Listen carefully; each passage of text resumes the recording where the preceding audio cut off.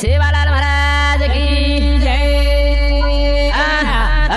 कत वाजतार थाळी रे नंगारा कत यश कुसळ कत वाजतार थाळी रे नंगारा कत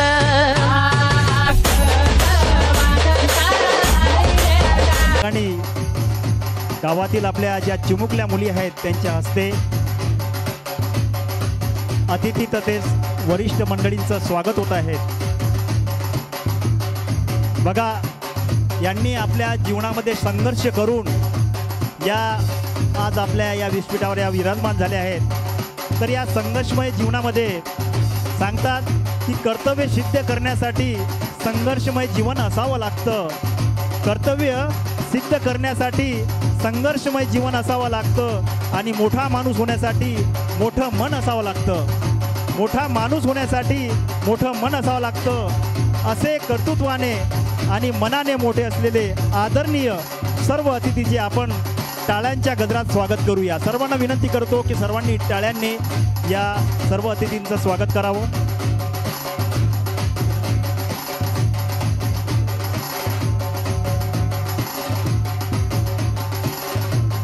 सुरुवातीला या ठिकाणी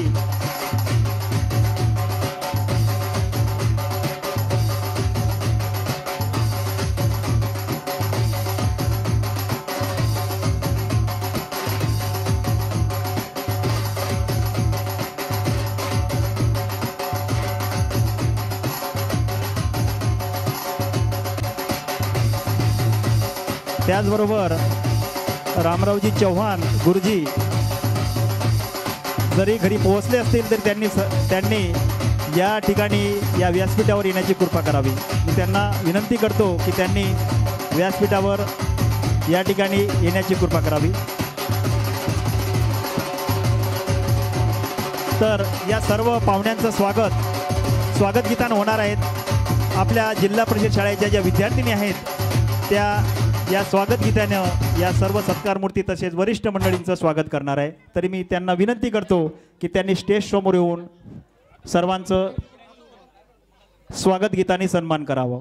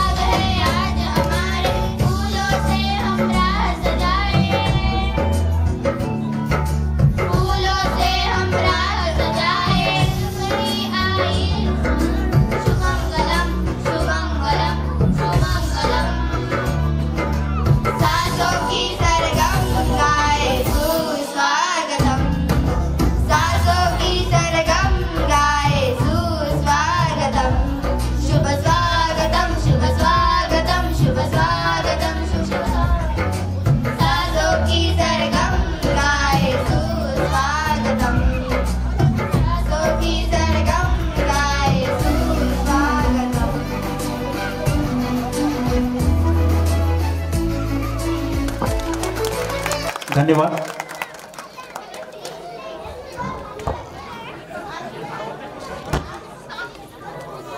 आता आपण या ठिकाणी व्यासपीठावर विराजमान झालेले आपल्या गावातील नायक कारभारी, त्याचबरोबर जी सत्कार मूर्ती आहेत, या सर्वांचं या ठिकाणी आपण पुष्पगुच्छ देऊन स्वागत करणार आहोत. तर सर्वप्रथम मी आपल्या गावाचे नाईक उकणरावजी चव्हाण यांचं स्वागत सिद्धेश्वर जाधव करेल अशी मी त्यांना विनंती करतो.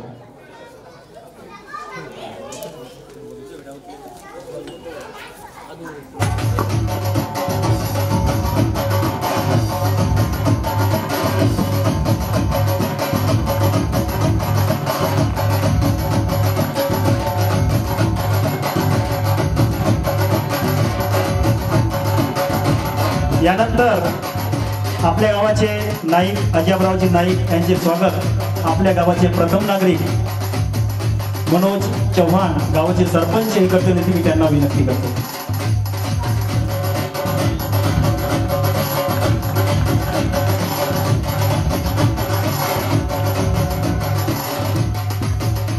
यानंतर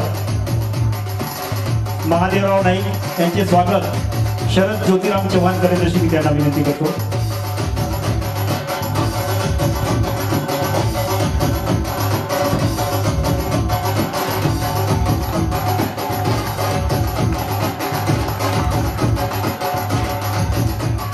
यानंतर पुंडलिकराव नाईक यांचे स्वागत विनोद बन्सीलाल आडे करतील अशी मी त्यांना विनंती करतो.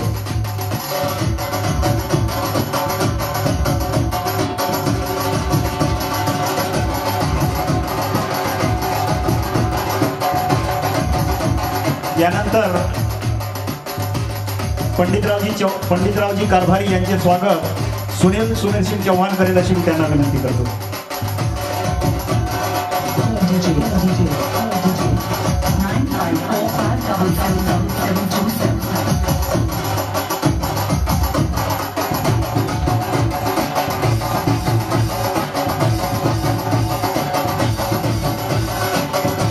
यानंतर रूपरावजी कारभारी यांचे स्वागत ऋषिकेश परशुरामजी चव्हाण करेल अशी मी त्यांना विनंती करतो.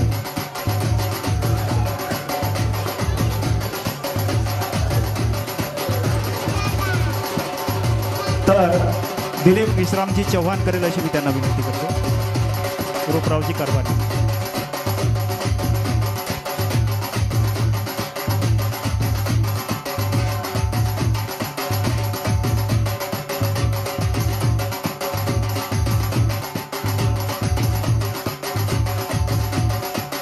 तर काही या ठिकाणी आपल्या गावाचे प्रतिष्ठित नागरिक या ठिकाणी हजर नाही आहेत. तर आता आपण बोलूया आपले जे सत्कार मूर्ती आहेत त्या सत्कार मूर्तीचे स्वागत या ठिकाणी श्री प्रल्हादरावजी वामनरावजी चव्हाण, प्राचार्य देवरावदादा हायस्कूल कनिष्ठ महाविद्यालय यांचं स्वागत किशोर सुरेश चव्हाण करेल अशी मी त्यांना विनंती करतो.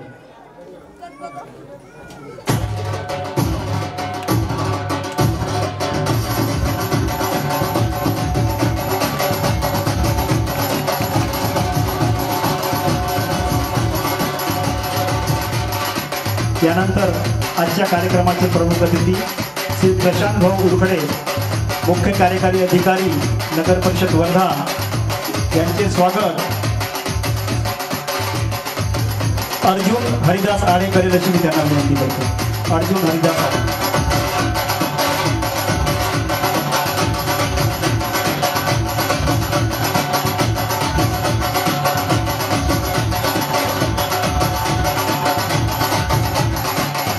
धीरज विजय चव्हाण करण्याची त्यांना विनंती करतो. धीरज विजय चव्हाण.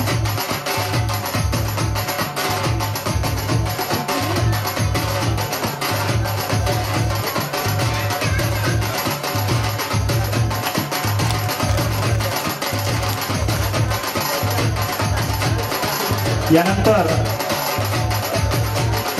संतोष बाबूसिंग जाधव पोलीस उपनिरीक्षक यांचे स्वागत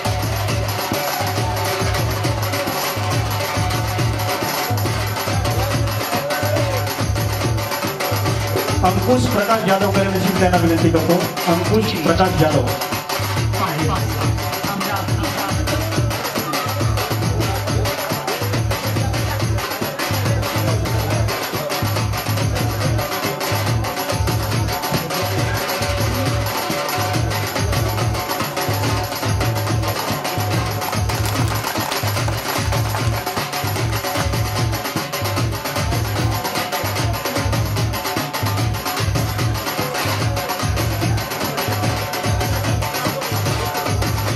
यानंतर श्री जितेंद्रजी राठी या सरांचं स्वागत संतोष भक्तू चव्हाण करेल अशी त्यांना विनंती करतो. संतोष भक्तू चव्हाण.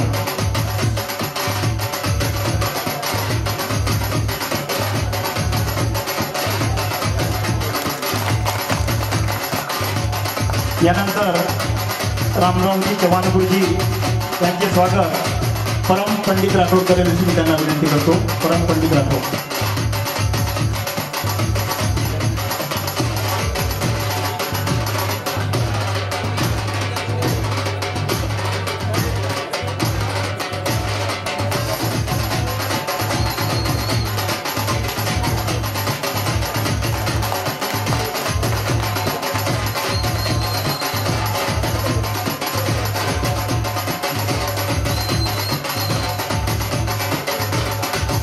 यानंतर श्री ओमप्रकाशजी पाखरे सर यांचे स्वागत विलास मालिक राठोड पोलीस हे करते तशी मी त्यांना विनंती करतो. विलासरावजी राठोड.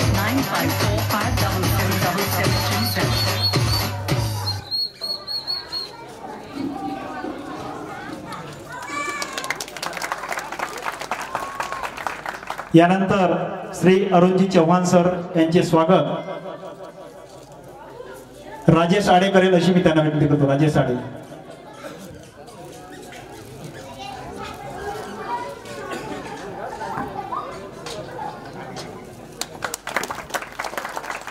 यानंतर श्री विठ्ठलराव चव्हाण.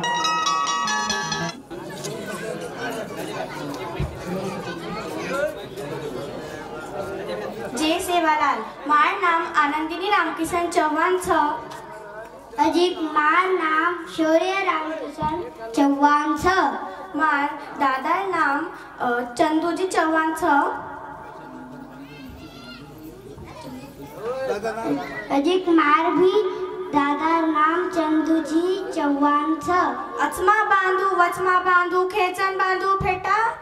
अचमा बांधू खेचन बांधू मुठी भरी सभा में बात करू छू मत चव्हाण बेटी मत चंदूजी पोती. अचमा बांधू खेचन बांधू फेटा भरी सभा में बात करू छू मत चव्हाण बेटा. जय गौर जय बंजारा. अब हम तुम्हें ना सेवालाल महाराज के नावट का जा जाणजो छाणजो पचच माणजो. जाणजो छाणजो पचच माणजो.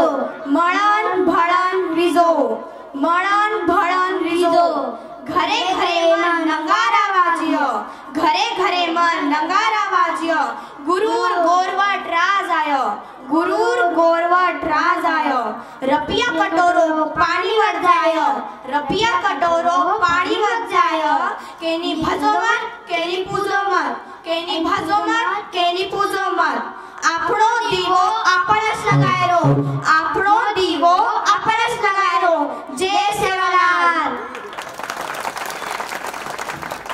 आपल्या गावाचे पोलीस पाटील गोपालरावजी चव्हाण यांना विनंती करतो की त्यांनी व्यासपीठावर विराजमान व्हावं. याचबरोबर गोपालरावजी चव्हाण पोलीस पाटील यांचे स्वागत अंकुश दादाराव राठोड करेल अशी मी त्यांना विनंती करतो. अंकुश दादाराव राठोड. तर आता पुढच्या कार्यक्रमाला आपण वळूया.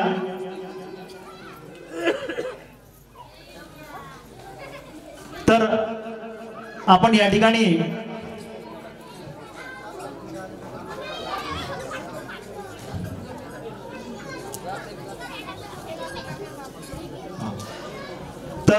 यानंतर हा जो कार्यक्रम या ठिकाणी आपण आयोजित केलेला आहे हा कार्यक्रम कशासाठी केलेला आहे.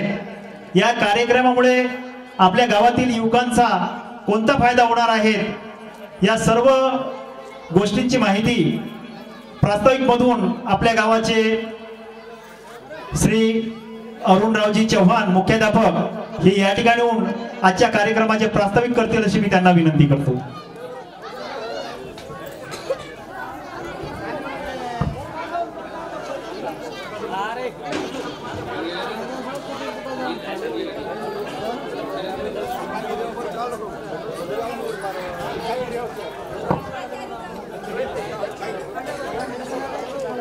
सब गौरवाटी बंधू भगिनींना जय शिवलाल.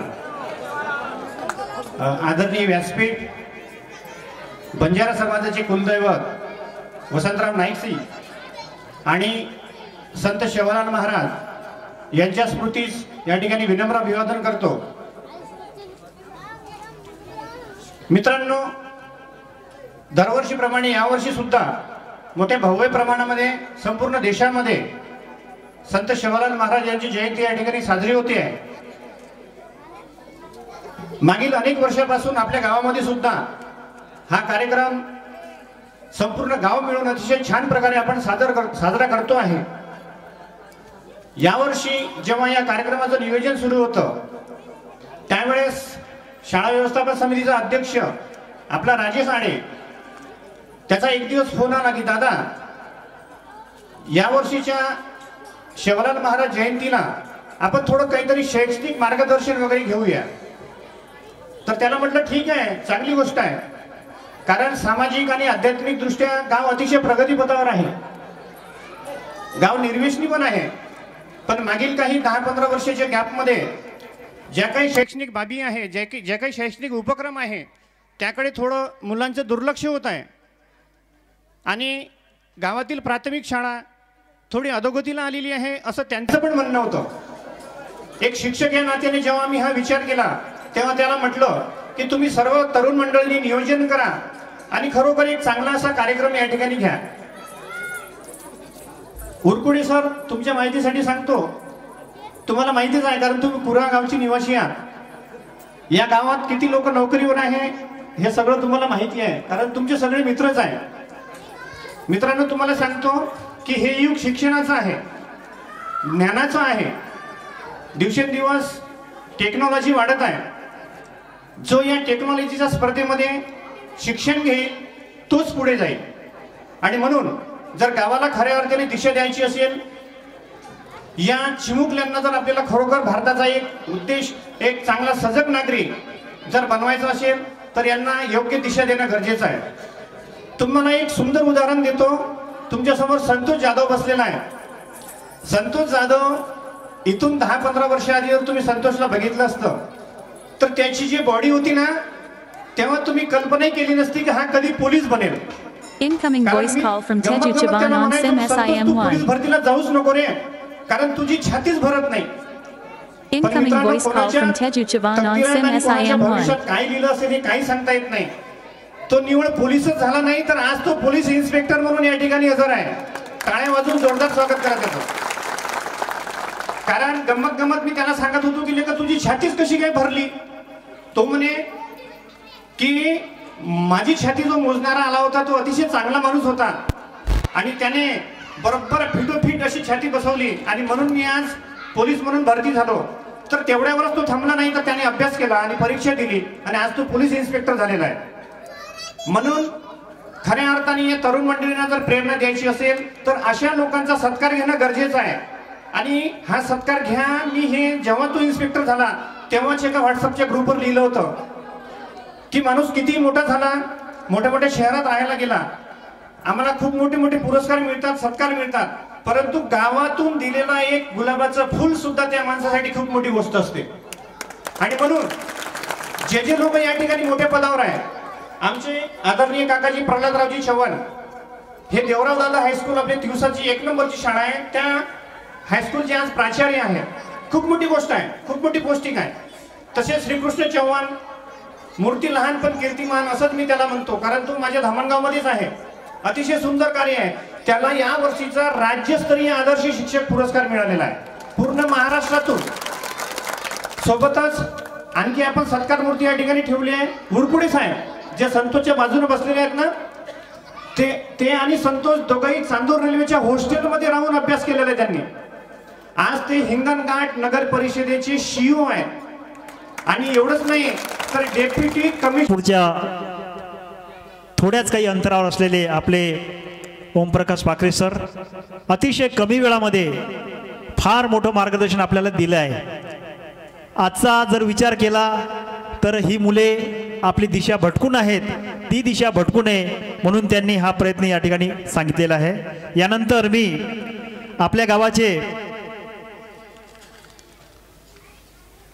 श्री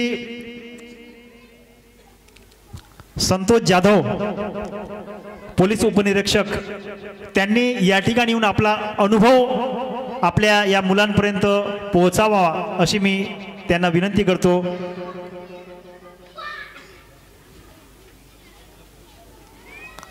श्रीमान संतोष जाधव.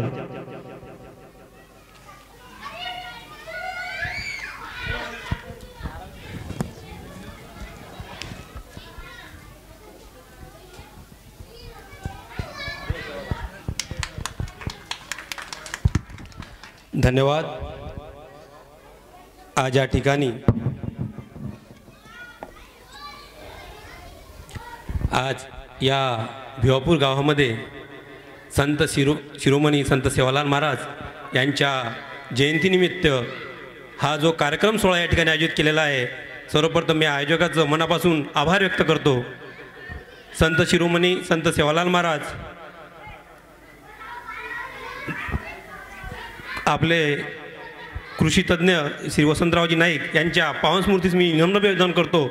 आणि व्यासपीठावर उपस्थित सर्व नायक, कारभारी आणि आसामी तसेच आजच्या कार्यक्रमाचे सत्कार मूर्ती आमचे मोठे बंधू आदरणीय प्रल्हाद भाऊजी चव्हाण या ठिकाणी उपस्थित आम गावाच्या सर्व जनतेचं मनापासून आभार मानतो.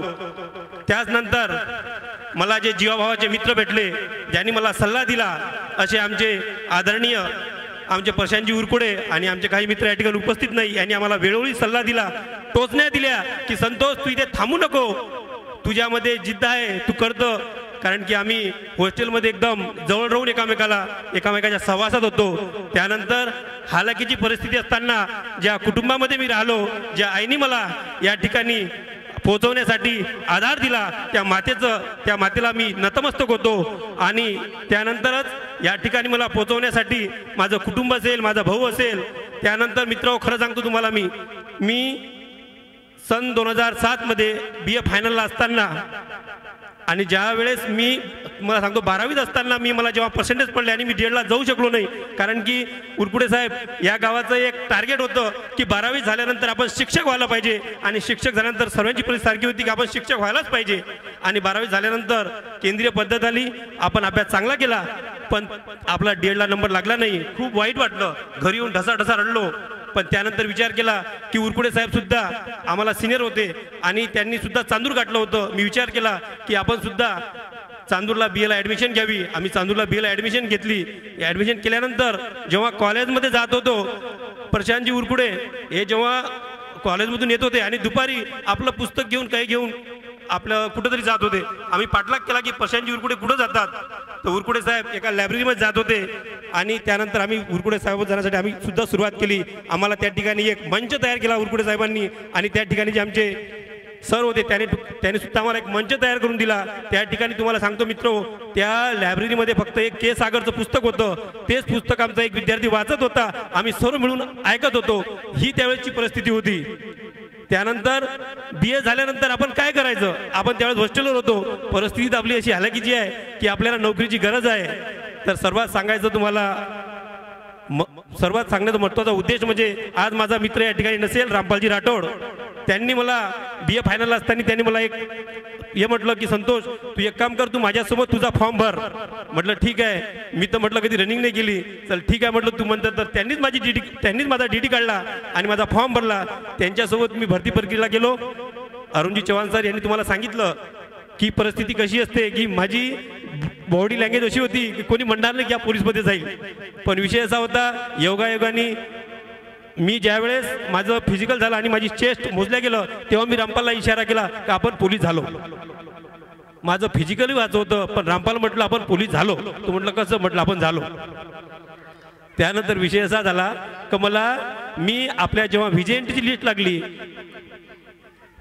एकाच 15 घेतात. त्या फिजिकलमध्ये मी खालून म्हणजे वरून 42 नंबर होतो, माझ्याखाली फक्त 3 मुलं होते आणि 42 मुलं असल्यानंतर हा एवढा टार्गेट कसं पूर्ण होईल, हा लागेल कसा, हा सर्वात मोठा विषय होता. पण रामपालला म्हटलं तू, रामपालचा चेस नंबर 1519, माझा 1520. मी म्हटलं टेन्शन घेऊ नको. रामपाल हा पहिल्या 10 मध्ये होता फिजिकलमध्ये.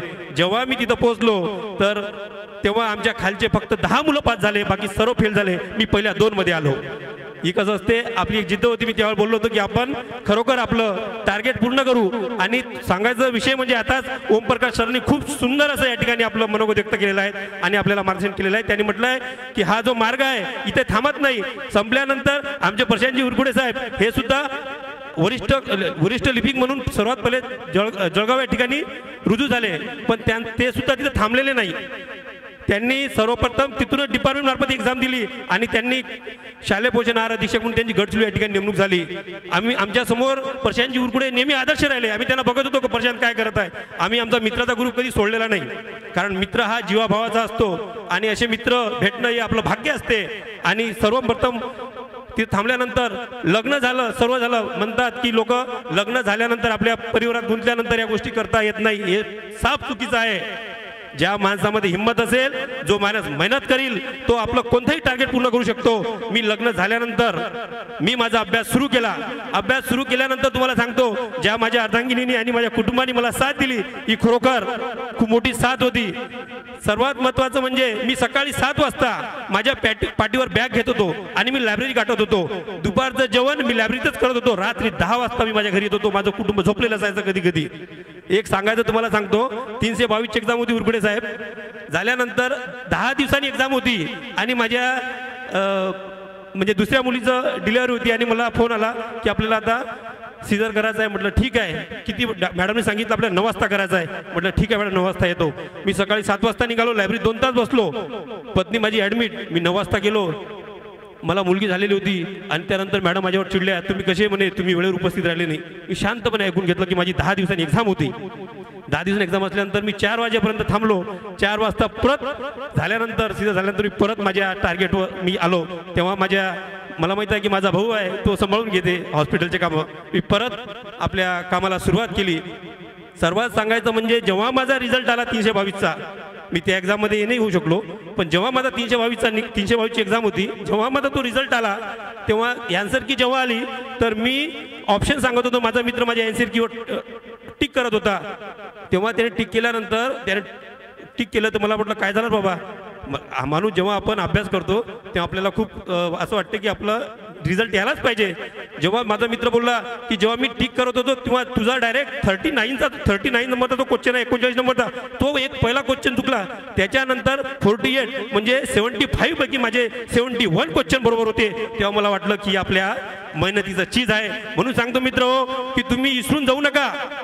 ज्याच्या म्हणजे हिंमत असेल, मेहनत करण्याची चिकाटी असेल, तो माणूस आपलं कोणत्याही परिस्थितीत तो आपले चांगलं आपल्या परिस्थितीवर मात करून आपलं टार्गेट अचीव करू शकतो. म्हणून या गावामध्ये उरकुडे साहेब असं झालेलं आहे. सांगायचं तुम्हाला झालं म्हणजे या मागील 2 वर्षामध्ये या ठिकाणी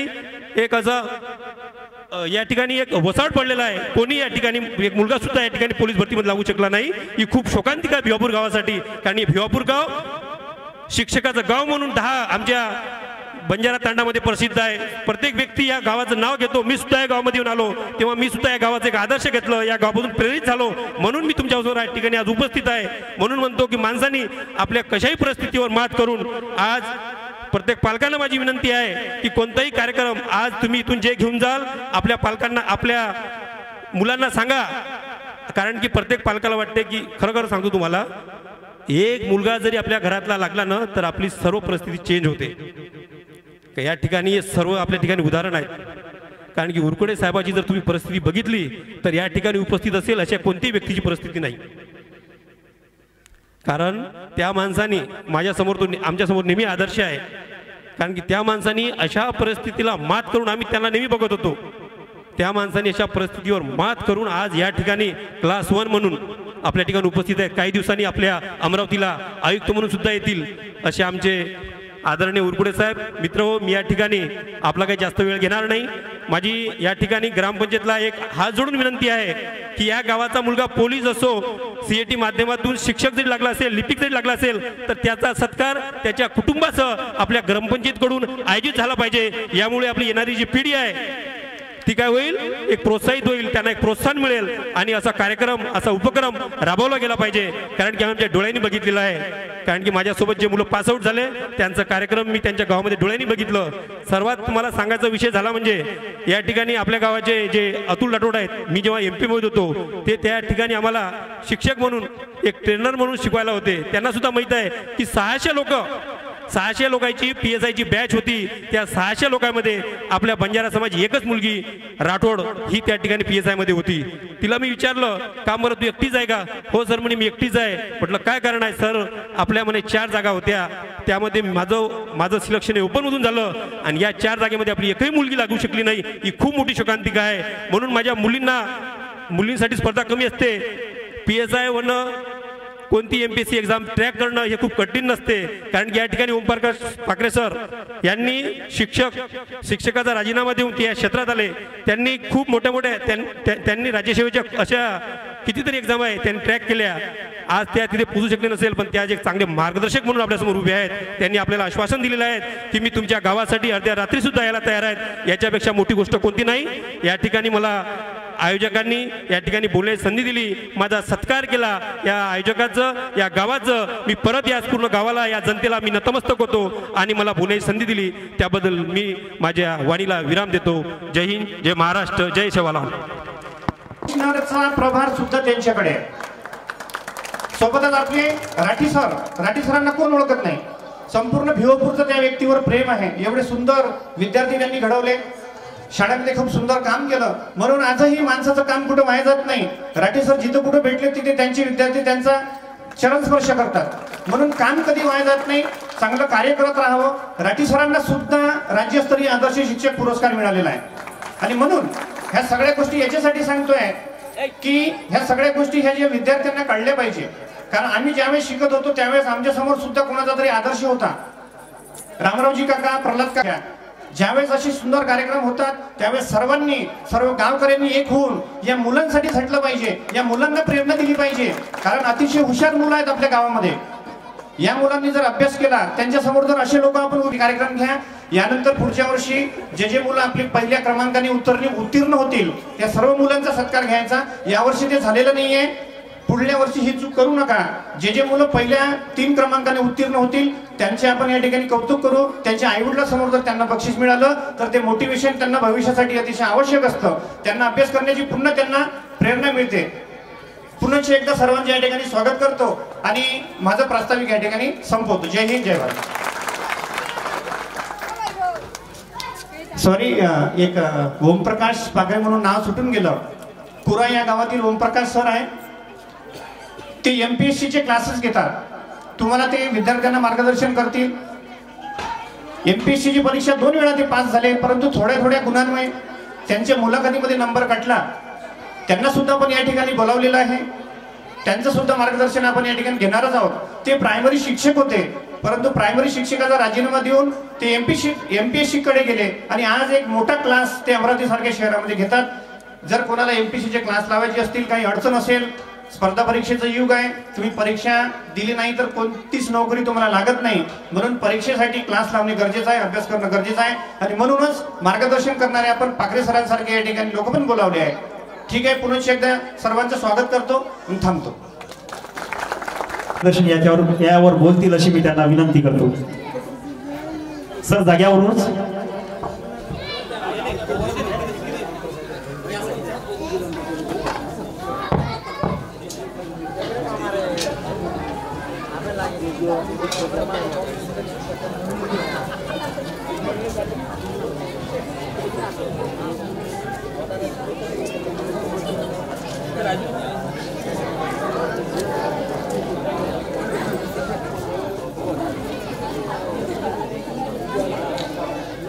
आज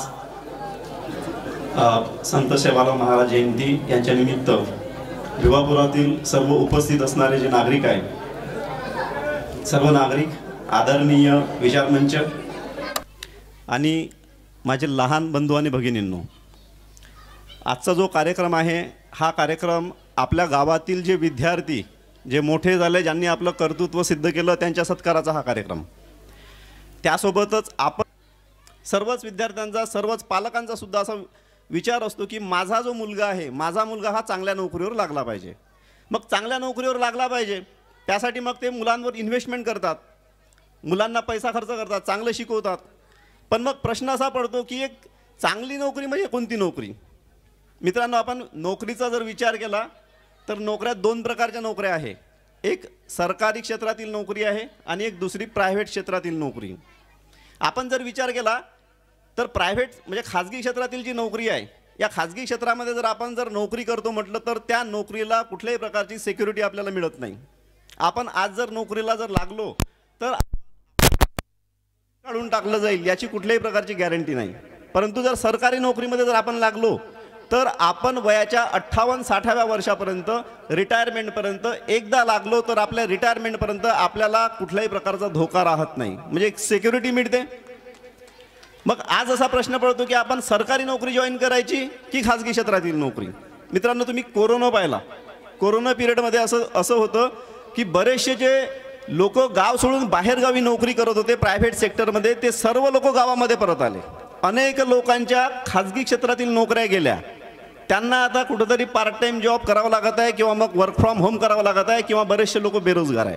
परंतु सरकारी क्षेत्रातील जे लोक आहे, जे कर्मचारी अधिकारी वर्ग होता, एकाही व्यक्तीची नोकरी त्या कोरोना पिरियडमध्ये गेलेली नाही. म्हणजे सरकारी क्षेत्रामध्ये जर पाहिलं तर आपल्याला आपल्या जॉबची सिक्युरिटी मिळते, नोकरीचं एक संरक्षण मिळते, सुरक्षितता मिळते. मग सरकारी नोकरी जर पाहिलं आपण, खाजगीपेक्षा सरकारी नोकरी चांगली. मग सरकारी नोकरीमध्ये जायचं कसं? सरकारी नोकरीमध्ये जाण्याचा एक आणि एकच मार्ग आहे, तो म्हणजे स्पर्धा परीक्षा. स्पर्धा परीक्षेशिवाय आपण सरकारी नोकरीमध्ये जाऊ शकत नाही. बंधू भगिनींनो, साध्या एखाद्या कार्यालयातील शिपायाची जरी नोकरी असेल, आपल्याला जर शिपाई जरी व्हायचं असेल तरी आपल्याला स्पर्धा परीक्षा द्यावी लागते. आणि आपल्याला जर IAS व्हायचं असेल, कलेक्टर जर व्हायचं असेल तरीही त्यासाठी आपल्याला स्पर्धा परीक्षेतूनच जावं लागते.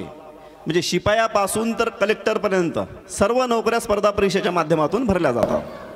20-25 वर्षाआधी काही नोकऱ्या अशा होत्या, तुम्ही पहा, पोलीस भरतीच पहा किंवा मग कंडक्टर आणि ड्रायव्हरच्या ज्या ST मधल्या ज्या नोकऱ्या होत्या, एखादा व्यक्ती असाच लागून जात होता, परीक्षा होत नव्हती, काही होत नव्हती, लागून जात होते.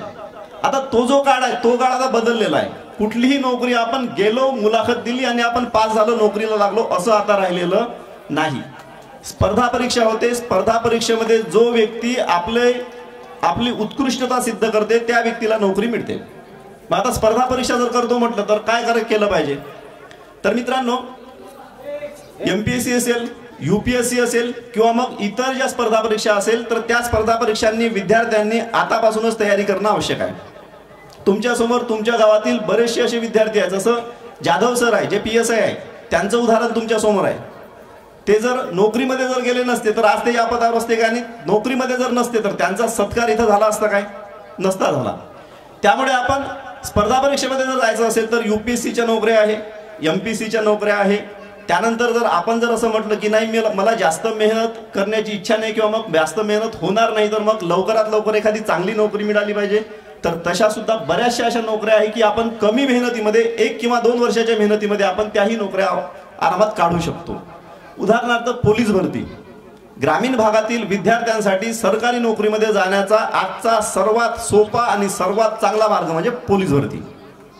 बऱ्याचशा गावामध्ये 11वी-12वी पासून विद्यार्थी पोलीस भरतीचं ग्राउंड करतात, फिजिकलचं आपलं ट्रेनिंग करतात, परंतु त्यांना लेखी परीक्षेची मार्गदर्शन मिळत नाही. जर हे लेखी परीक्षेचं जर त्यांना चांगलं मार्गदर्शन मिळालं तर ग्रामीण भागातून खूप मोठ्या प्रमाणात लोक पोलीस भरतीमध्ये जाऊ शकतात. 11वी-12वीच्या विद्यार्थ्यांनी पोलीस भरती जर केलं, आजपासून जर त्यांनी ठरवलं की मी पोलीस भरती केलं पाहिजे, पोलीस भरतीमध्ये तो 1 किंवा 2 वर्षामध्ये जर सिलेक्ट झाला तर पुढच्या 3 किंवा 4 वर्षामध्ये तो लगेचच PSI सुद्धा होऊ शकतो. बरेचसे जे विद्यार्थी आहेत त्या विद्यार्थ्यांना हे माहीत नसते की आपल्याला जर अधिकारी व्हायचं असेल तर खूप लोकांना हेच माहीत असते की आपण UPSC किंवा MPSC द्यावं लागेल आणि त्या परीक्षा असते कठीण. मग UPSC किंवा MPSC जर देतो म्हटलं, साधं MPSC जरी म्हटलं तर MPSCला कमीत कमी 3 ते 4 वर्ष लागतात, कमीत कमी. आणि आपण जास्त जर म्हटलं तर 5, 6, 7 असे वर्ष लागू शकतात. मग खूप लोकांना हेच माहीत असते की मला जर एक PSI जर व्हायचं असेल तर मला MPSC द्यावी लागेल. पण मित्रांनो, एक सोपा मार्ग आहे. 11वी 12वी नंतर आपण पोलीस भरती जर दिली 12वी नंतर, तर तुम्ही पोलीस होता. पोलीस शिपाई जर झाले, कॉन्स्टेबल जर झाले, तर 3 वर्षामध्ये, म्हणजे तुम्ही नोकरीमध्ये जर 3 वर्ष राहिले तर तुम्हाला डिपार्टमेंटल PSI ची एक्झाम देता येते. डिपार्टमेंटल एक्झाम, त्या डिपार्टमेंटल एक्झाम मध्ये तुम्ही कमी मेहनतीत, कमी कॉम्पिटिशन मध्ये 3 किंवा 4च वर्षात तुम्ही PSI होऊ शकता. म्हणजे 20-21व्या वर्षी जर आपण पोलीस भरती जर दिली, पोलीस म्हणून, कॉन्स्टेबल म्हणून जर लागलो, तर 26-27व्या वर्षापर्यंत आपण PSI म्हणून या परीक्षेमध्ये उत्तीर्ण होऊ शकतो. आणि PSI होण्याचा हा एक सर्वोत्कृष्ट खूप चांगला मार्ग आहे. हा एक मार्ग आहे. किंवा आपल्याला जर अधिकारी जर व्हायचं असेल तर सुरुवातीला आजचे हे जे दिवस आहे, या दिवसांमध्ये आपण असं होत नाही की मी एक मोठी क्लास 2 किंवा क्लास 1चीच नोकरी मिळवेल असं कोणी असं टिक्का लावून आता चालणार नाही. कारण की मी झालो तर PSI होईल, मी झालो तर तहसीलदार BDOच होईल असं आता चालत नाही. कारण की कॉम्पिटिशन वाढली. स्पर्धा परीक्षेची तयारी करत असताना आजचं सर्वात महत्त्वाचं हे झालं आहे की आज आपल्याला सर्वात आधी जी नोकरी मिळाली असेल ती नोकरी अगोदर जॉईन करून घ्यायची. नोकरी जॉईन केली की आपण अभ्यास करू शकतो, पुढच्या परीक्षा आपण आरामात देऊ शकतो. विद्यार्थी जर कुठल्याही प्रकारची जर क्लरिकलची परीक्षा जर विद्यार्थी पास झाला क्लरिकल, तर 3 वर्षामध्ये तो त्या एक्सपिरियन्सवर डिपार्टमेंटल परीक्षा देऊ शकते, विभागीय परीक्षा, आणि 3च वर्षात तो क्लास 2 सुद्धा होऊ शकते. आणि ह्या ज्या डिपार्टमेंटल परीक्षा असतात त्या परीक्षा MPSCच्या इतर परीक्षांपेक्षा खूप सोप्या असतात. त्यामध्ये आपण कमी मेहनतीमध्ये सुद्धा 3 किंवा 4 वर्षातच आपण क्लास 2 अधिकारी सुद्धा होऊ शकतो. तर हा जो मार्ग आहे विद्यार्थ्यांसाठीचा, हा मार्ग आपल्याला माहीत असला पाहिजे. कारण की विद्यार्थी ज्यावेळी तयारी करताना स्पर्धा परीक्षेची, त्याच्या स्पर्धा परीक्षेची तयारी करत असताना, MPSCची तयारी करत असताना 6, 7, 8 वर्ष होते. त्यावेळी त्याला माहीत असते की डिपार्टमेंटल काहीतरी अशी एक्झाम असते. मग आपण पोलीस भरती मार्फत किंवा मग क्लरिकल मार्फत सुद्धा आपण 3 किंवा 4 वर्षामध्ये आपण एका मोठ्या अधिकारी पदावर जाऊ शकतो. मग हा मार्ग सुद्धा आपण वापरला पाहिजे.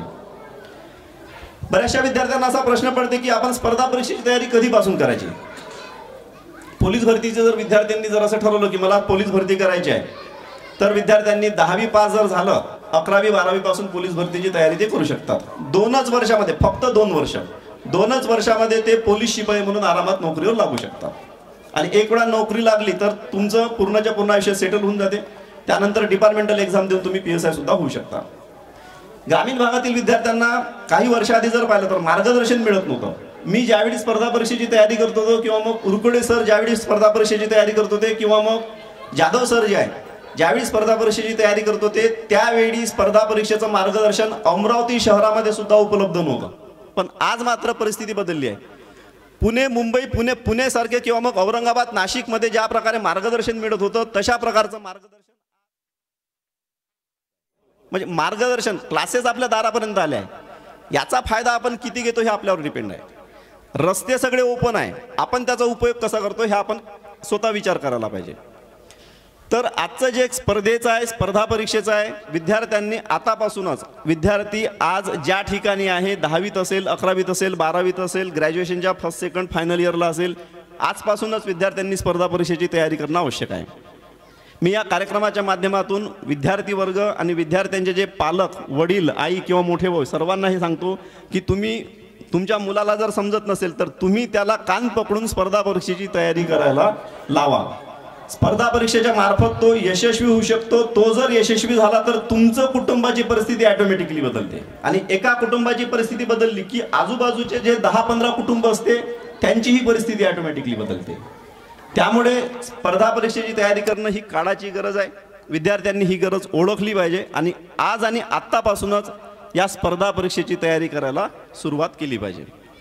आजचा हा जो कार्यक्रम होता, या कार्यक्रमाचं आयोजकांनी आयोजन केलं, त्यासाठी मी आयोजकांना खूप खूप धन्यवाद देतो.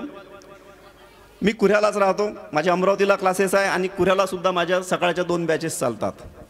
आयोजकांनी मला भिवापूरला कधीही बोलावलं की स्पर्धा परीक्षेचं सेमिनार किंवा मग विद्यार्थ्यांना स्पर्धा परीक्षेची मार्गदर्शन करण्यासाठी, तर मी भिवापूरला कधीही तुम्हाला मार्गदर्शन करण्यासाठी येऊ शकतो. कारण की गरज अशी असते की विद्यार्थी हुशार असतात, मेहनत करण्याची तयारी असते, पण नेमकं काय केलं पाहिजे हे आपल्याला माहीत नसते. मग विद्यार्थ्यांना जर आपण सांगितलं की असं असं कर, तर विद्यार्थी ते करते. मग तसं जर कुठल्याही प्रकारची जर आवश्यकता असेल, मी इथं जवळच आहे, मी कधीही मार्गदर्शन करण्यासाठी भिवापूरला येऊ शकतो. आजचा हा एक स्तुत्य असा कार्यक्रम आयोजकांनी आयोजित केला, त्याबद्दल मी त्यांचे धन्यवाद देतो आणि माझे 2 शब्द थांबवतो.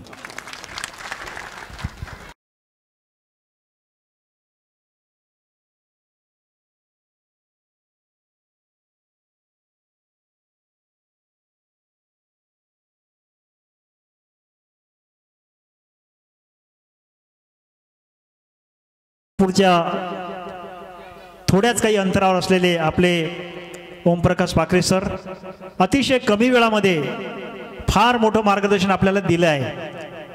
आजचा जर विचार केला तर ही मुले आपली दिशा भटकून आहेत, ती दिशा भटकू नये म्हणून त्यांनी हा प्रयत्न या ठिकाणी सांगितलेला आहे. यानंतर मी आपल्या गावाचे श्री संतोष जाधव पोलीस उपनिरीक्षक त्यांनी या ठिकाणी येऊन आपला अनुभव आपल्या या मुलांपर्यंत पोहोचावा अशी मी त्यांना विनंती करतो.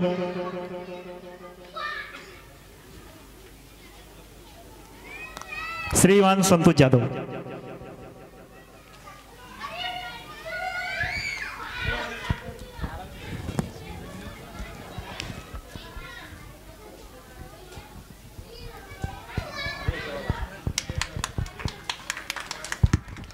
धन्यवाद. आज या ठिकाणी आज या भिवापूर गावामध्ये संत शिरोमणी संत सेवालाल महाराज यांच्या जयंतीनिमित्त हा जो कार्यक्रम सोहळा या ठिकाणी आयोजित केलेला आहे, सर्वप्रथम या आयोजकाचं मनापासून आभार व्यक्त करतो. संत शिरोमणी संत सेवालाल महाराज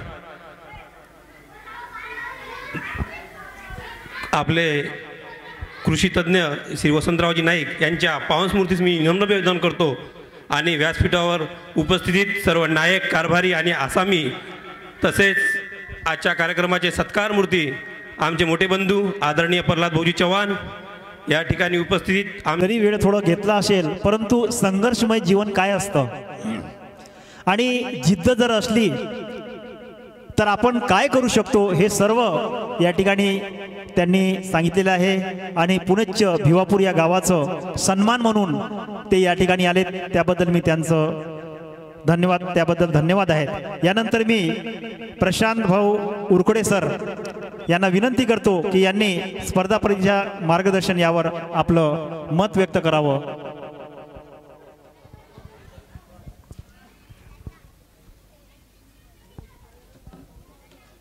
आदरणीय व्यासपीठ मंचावर विराजमान भिवापूर गावातील आपले सर्व प्रतिष्ठित व्यक्ती, माझे सगळं मित्र, बरेचसे चेहरे माझ्या वेळचे माझ्या मित्रांचे यामध्ये दिसत आहे. खरं म्हणजे भिवापूरशी माझा ऋणानुबंध फार जुना आहे. म्हणजे मला एक अशी आठवण आठवली की 10वीला मला घरच्या परिस्थितीमुळं घरी लाईटसुद्धा आमच्या नव्हती. आता त्या 20-25 वर्षापूर्वीची परिस्थिती सांगितली तर यावेळच्या तरुण पुराणाला त्याचा विश्वास बसणार नाही. पण तो एक काळ होता, त्या काळामध्ये प्रचंड सगळ्यांसमोर संघर्ष होता. आणि अशा परिस्थितीमध्ये घरी जर लाईट नसेल तर मग आमच्या इथे नुकतंच एक हॉस्टेल सुरू झालं होतं. त्या हॉस्टेलमध्ये ॲडमिशन घ्यायची तर गावातला माणूस असून जमत नव्हतं. मग त्या हॉस्टेलमध्ये ॲडमिशन कशी घ्यायची तर माझ्या गावाच्या नावावर मग भिवापूर नाव लिहिलं की प्रशांत उरकुळे भिवापूर, आणि मग मला तिथे ॲडमिशन मिळाली. त्या अर्थानं मी खऱ्या अर्थानं भिवापूरचा असं म्हणायला हरकत नाही. जर पुरा माझी माय असेल तर भिवापूर माझी मावशी असं सुद्धा म्हणायला हरकत नाही. खरं संतोषनी आपल्या भाषणामध्ये अतिशय इमोशनल केलं आणि त्याचं म्हणणं खरं आहे की मित्रमंडळींचा, सहकाऱ्यांचा आपल्या विकासामध्ये फार योगदान असतो. आमचा मित्राचा जो अजूनही ग्रुप आहे तो अजूनही आम्ही सगळ्यांशी जुळलेला आहोत. भिवापूर गावात अजूनही माझे बरेचसे मित्र आहे. म्हणजे माझ्या पडत्या काळामध्ये त्यांनी फार मला आधार दिला. अर्जुन असेल, संतोष असेल, राजकुमार असेल, रवी असेल, श्रीकृष्ण असेल, हे सगळे मित्र त्या दरम्यान माझ्यासोबत होते. ज्यावेळेस माझी परिस्थिती वाईट होती तेव्हा हे रूम करून जोशीबाईच्या घरी राहत होते. तर त्या ठिकाणी तुझ्या घरी जर अभ्यासाची सोय नसेल तर माझ्याकडे तू ये.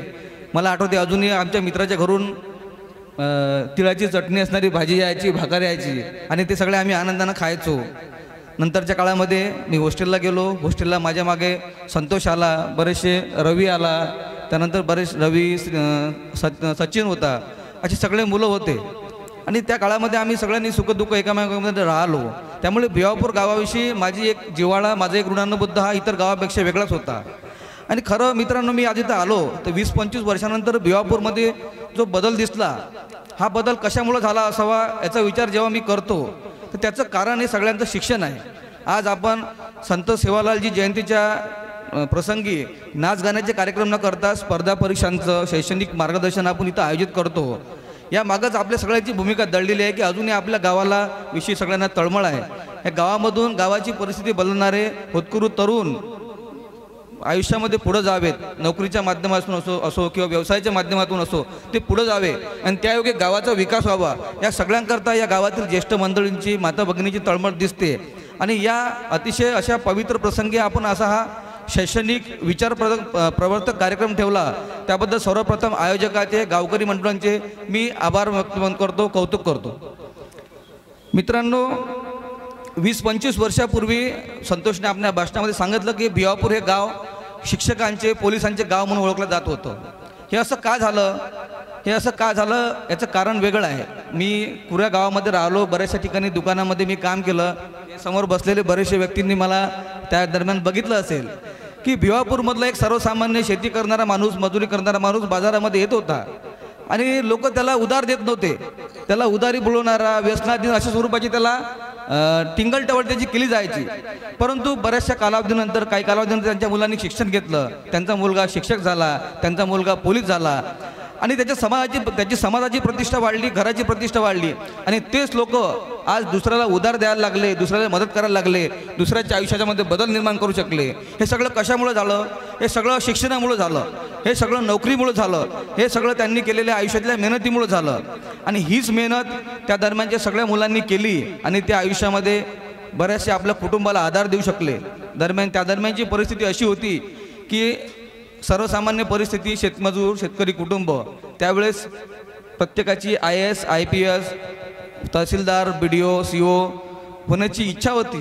आणि मी माझ्या जवळून अनुभवलेलं आहे की भिवापूर शहरामध्ये, भिवापूर गावामध्ये जे माझे मित्र होते ते अतिशय टॅलेंटेड होते, प्रतिभावान होते. परंतु परिस्थितीच्या रेट्यामुळं त्यांना शिक्षकाची नोकरी स्वीकारायला लागली, त्यांना पोलिसाची नोकरी स्वीकारायला लागली. त्या दरम्यान त्यांच्या कुटुंबाची गरज म्हणून त्यांनी ते मान्य केलं. परंतु मला असं वाटते मित्रांनो की आपलं जे विचाराची पद्धत आहे ती आता बदलत्या काळानुसार आपण बदलायला पाहिजे. आपण लहान असताना आईवडील आपले एवढंच म्हणते की माझा बाबू मोठा झाल्यानंतर पोलीस बनेल, माझा मुलगा मोठा झाल्यानंतर मास्तर बनेल. कधी कोणी आईवडिलांनी आपल्या खेड्यामध्ये, कुरामध्ये, धामणगावामध्ये, भिवापूरमध्ये असं म्हणताना आढळलं नाही की माझा मुलगा मोठा झाल्यानंतर अधिकारी बनेल, ऑफिसर बनेल. कारण आपली वृत्ती तिथपर्यंत नव्हतीच. आपल्या 2 वेळ कुटुंबाची जेवणाची सोय झाली, साधाशी एक लहानशी नोकरी असली तर ती आपण समाधान मानून घेतो. परंतु मित्रांनो, काळ बदललेला आहे. नवीन पिढी हे अतिशय हुशार आहे, मेहनती आहे. आणि भिवापूरनी मास्तर भरपूर पाहिले, पोलीस भरपूर पाहिले, पण माझी आणि माझ्या मित्रांची सुद्धा सगळ्यांची इच्छा आहे की भिवापूरमधून राजपत्रित अधिकारी का तयार होऊ नये. नुसतं आपण टीचर आणि पोलीस याकरताच का प्रयत्न करायचं आहे. माझ्या बाजूला रामकिसन भाऊ आहे, मी माझे ते 1 वर्षाने सिनियर होतो आणि मी त्यांचं टॅलेंट बघितलेलं आहे. खरं म्हणजे तो व्यक्ती, आम्ही त्यांच्याकडे पाहून अभ्यासाला लागलो. त्यांचं हस्ताक्षर, त्यांचे विचार करण्याची, त्यांची निबंध लिहिण्याची शैली, ह्या शैलीमधून आम्हाला बरंचसं शिकायला मिळालं. बरेचसे अनेक महानुभाव आहे, बरेचसे आमचे ज्येष्ठ मित्र जे भिवापुरातले होते त्यांच्याकडे पाहून आम्ही समोर गेलो. हे अतिशय प्रतिभावान लोक परिस्थितीच्या रेट्यामुळं म्हणा किंवा परिस्थितीच्या जबाबदारीमुळं म्हणा, आयुष्यात त्यांना जेवढं करणं शक्य होते त्यापेक्षा त्यांना कमी करणं शक्य झालं किंवा त्यांना त्यांच्या प्रतिभेला पुरेपूर न्याय देता आला नाही. आणि अशी चूक, अशी वेळ पुन्हा नवीन पिढीवर येऊ नये यासाठी मला असं वाटते की आपण सगळ्यांनी त्या दृष्टीनं गावाने नियोजन केलेलं आहे. आज भिवापूर शहरातल्या, भिवापूर गावातल्या लोकांना दुसरीकडे बघायची आवश्यकता नाही. तुमच्या गावामध्येच प्रचंड असे आदर्श तुमच्यासमोर आहे. संतोष जाधव आहे. संतोषची परिस्थिती आपल्याला, त्यांची आता युनिफॉर्म दिसतो, त्याची हॅट दिसते, त्याचं पद दिसते, पण व्यक्तीचा जो संघर्ष आहे तुम्ही सगळ्यांनी पाहिला असेल, आम्ही मित्रांनी जवळून बघितलेला आहे. एक व्यक्ती, एक मुलगा जो कुमारवयीन मुलगा असतो, त्याची आई, त्यांचे वडील वारल्यानंतर एका परक्या गावामध्ये येते. परक्या गावामध्ये आल्यानंतर त्याचे राहण्यापासून, कुटुंबाचं 2 वेळचं जेवण देण्यापासूनची सोय, इथून त्याचा संघर्ष असतो. आणि अशा संघर्षामध्ये अभ्यास करणं, त्याला प्रोत्साहन देणं ही तर फार मोठी गोष्ट आहे. ज्यांचा 2 वेळ जेवणाच्या सोयीमध्येच आपल्या दिवसाचा बराचसा वेळ जात होता, अशा वेळेस प्रेरणा घेणे, नवीन गावामध्ये बसून सगळ्यांशी एकोपा राखून समन्वय साधणे, मित्र निर्माण करणे आणि अभ्यास करणे, या सगळ्यांशी समन्वय साधून त्यांनी आज आपल्या आयुष्यामध्ये जी प्रगती केलेली आहे ती एखाद्या IPS अधिकाऱ्याने जरी त्याच्या पोस्ट मिळवली त्यापेक्षा ती मोठी पोस्ट आहे असं मला वाटतं. संतोषसाठी सगळ्यांनी पुन्हा एकदा आपण टाळ्या मागवायला पाहिजे. बरं, संतोष स्वतः PSI होऊन थांबला नाही, तर आपलं कुटुंब, आपल्या आजूबाजूच्या मित्रांना त्याने प्रेरित केलं, स्वतःच्या भावाला त्यांनी प्रेरणा दिली आणि आज त्याचा भाऊसुद्धा पोलीस विभागामध्ये नोकरीमध्ये कार्यरत आहे. तर आमच्या सगळ्या मित्रांपेक्षा तो कौटुंबिक पातळीवर सक्सेस आहे. याबद्दल त्याचं खरंच आपण अभिनंदन करायला पाहिजे, कौतुक करायला पाहिजे आणि आपण सगळ्यांनी त्याचा सत्कार केला त्याबद्दल खरंच गावकऱ्यांचं मी पुनश्च एकदा कौतुक करतो, अभिनंदन करतो. संतोषने आणखी एक महत्त्वाचा मुद्दा सांगितला की जसं मी सांगितलं की आम्ही अभ्यास करत असताना आमच्यासोबत गावात बरेचसे आपल्या गोर बंजारा समाजातील मुलं होते जे प्रतिभावान होते, तितक्याच प्रतिभावान मुलीसुद्धा आमच्यासोबत होत्या. पण आता आपल्या समाजातले काही रीतिरिवाज असतील, काही पद्धती असतील, तर त्या काळामध्ये शिक्षणामध्ये त्या मुलींनी त्या हुशार असूनसुद्धा पुढं जाऊ शकला नाही. संतोषने जसं सांगितलं की 4 PSIच्या मुलींकरता स्पर्धा आपल्याकडे होती, त्यामध्ये एकच मुलगी लागली किंवा तिलासुद्धा लागणं कठीण झालं. मित्रांनो, स्पर्धा परीक्षेमध्ये मुलींकरता फार स्कोप आहे. आपल्या समाजामध्ये बऱ्याचशा प्रतिभावान, हुशार आणि होतकरू मुली आहे आणि त्यांना टार्गेट ठेवूनसुद्धा आपण कमीत कमी त्या शिक्षक, पोलीस किंवा अधिकार पदावर राहतील या दृष्टीसुद्धा नियोजन करायला पाहिजे. त्याकरता विशेष लक्ष द्यायला पाहिजे आणि याकरता जे आज शहरातील सर्व नोकरीवर असलेले जे प्रतिष्ठित अधिकारी कर्मचारी वर्ग आहे ते प्रयत्न करतील, मी आशा बाळगतो.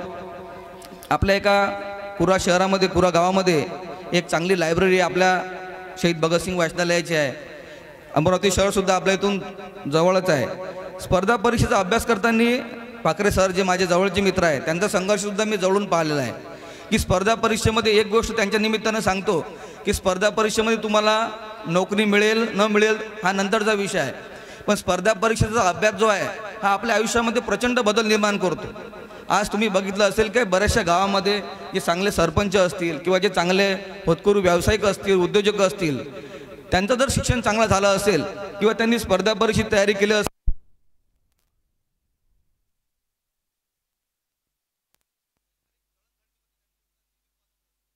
मला आनंद आहे की माझा मित्र ओमप्रकाश, माझ्यासारख्या अनेक जे खालून गरिबीतून आलेले मुलं आहे त्यांना प्रेरणा देण्याचं, त्यांना मदत करण्याचं आणि त्यांना MPSCच्या योग्य मार्गावर नेण्याचं काम इमान इतबारे करत आहे.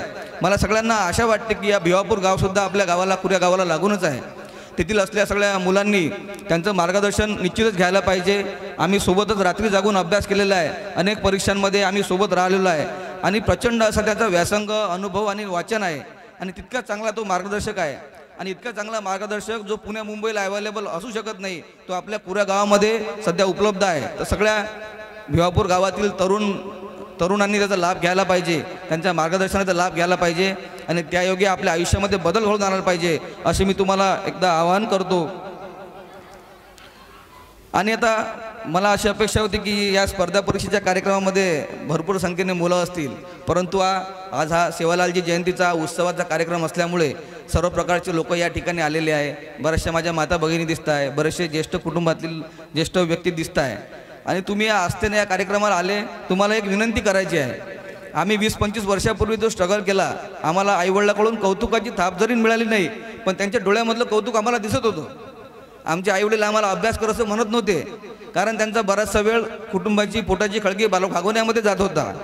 परंतु आता काळ बदललेला आहे, बरेचसे साक्षर लोक समोर बसलेले आहे आणि त्यांच्या मुलांना ते बाहेर गावी द्यायला तयार असतात, त्यांचा शिक्षणाचा खर्च भागवायला तयार असतात. मित्रांनो, बरेचदा तुम्ही बघितलं असेल की आईवडील कर्ज काढू लेक्चरर होण्यासाठी लोकांना डोनेशन भरतात, कर्ज काढतात, मुलांना शिक्षणासाठी बाहेरगावी पाठवतात. स्पर्धा परीक्षेमध्ये ज्याला जायचं 2 टाईम जेवणाचा खर्च आणि त्याची मेहनत करण्यासाठी त्याच्या पाठीवर थाप जर आपण दिली तर मला वाटत नाही भिवापूर गावातील कोणत्याही व्यक्ती आयुष्यात मागे राहील. म्हणून तुमच्याकडून एवढीच विनंती आहे की तुमच्या मुलांमधली आपल्या मुलावर विश्वास ठेवा. नवीन पिढी खरंच प्रतिभाशाली आहे. दुर्दैवानं त्यांचा फोकस बऱ्याचदा चुकतो. संतोषने म्हटलं की दरवर्षी आमच्या गावातून मास्तर, दरवर्षी आमच्या गावातून पोलीस आणि अधिकार पदावर लोक लागले, पण दरम्यानच्या मागच्या 1-2 वर्षामध्ये तो तरुणांमध्ये उत्साह दिसत नाही. हे असं का झालं असावं याचं आत्मपरीक्षण आपण सगळ्यांनी करण्याची गरज आहे. मोबाईल असेल किंवा तुम्हाला आयुष्यामध्ये विचलित करणाऱ्या गोष्टी आपल्या आजूबाजूला तेव्हाही होत्या, आताही आहे. आता ते संख्येनं जास्त आहे. तर अशा वेळेस ज्याला खऱ्या अर्थानं आपल्या गावाचं नाव मोठं करायचं असेल तर संतोषजी सांगितल्याप्रमाणे त्याग करायची गरज आहे, मेहनत करायची गरज आहे आणि आत्मविश्वासाने पुढे जायची गरज आहे. खरं तर स्पर्धा परीक्षेच्या टेक्निकल गोष्टीविषयी मला बोलायचं होतं. त्या कार्यक्रमाकरता एखादा वेगळा कार्यक्रम आपण एखाद्या वेळी पुढं आयोजित करू. त्या दिवशी आपण स्पर्धा परीक्षेचा अभ्यास करणाऱ्यातले बारकावे याविषयी आपण चर्चा करू. आजचा दिवस आज संत सेवालालजी जयंतीचा विषय आहे आणि आनंदाने साजरा करण्याचा विषय आहे. या दिवशी मी तुम्हाला विनाकारण तुमच्या आनंदामध्ये विरजन घालून तुम्हाला ताणामध्ये टाकणार नाही. परंतु पुनश्च तुम्ही सगळ्यांना कळकळीची विनंती आहे की या गावामध्ये प्रबुद्ध असणाऱ्या लोकांची संख्या जास्त आहे आणि हे सगळे लोक असताना, एवढे चांगले लोक असताना या गावातून मोठ्या अधिकार पदावर व्यक्ती व्हावे अशी माझी मनस्वी इच्छा आहे. या कार्यक्रमाच्या निमित्तानं आपण सगळ्यांना मला बोलावलं, मान दिलं, प्रेम दिलं, त्याबद्दल सर्व आयोजकाचे, गावकरू बंधू भगिनींचे आभार मानतो. आणि पुढच्या 1-2 वर्षामध्ये आपल्या गावातील, जसं कुरा गावामध्ये नुकतंच आपल्या इथे एक आकाश सुने म्हणून एक मुलगा PSI झाला, तसेच संतोष सुद्धा आपल्या इथून झालेला आहे. असे संतोष, आकाशसारखे बरेचसे मुलं अधिकार पदावर यातून जावं आणि आपल्या गावाचं, कुटुंबाचं, आपल्या परिसराचं नाव पुढं करावं ही कामना करतो आणि माझे 2 शब्द संपवतो. अहोरात्र कधी आपण जरी फोन केला तर मार्गदर्शन आम्ही देऊया या ठिकाणी आश्वासन दिलेले आहे. तर यानंतर मन समुद्रासारखा विशाल ठेवा, नद्या स्वतःहून तुम्हाला भेटायला येतील. मन समुद्रासारखा विशाल ठेवा, नद्या स्वतःहून तुम्हाला भेटायला येतील. द्वेष नको, विचार रुजवा, माणसं मशाल बनून तुमच्यासाठी पेटायला येतील. माणसं मशाल बनून तुमच्यासाठी पेटायला येतील. तेव्हा आपल्या विचाराचे संस्कार रुजवण्यासाठी मी आमंत्रित करते आहे आदरणीय प्रल्हादरावजी वामनरावजी चव्हाण हे करतील अशी मी त्यांना विनंती करतो. प्रल्हादजी वामनरावजी चव्हाण सर.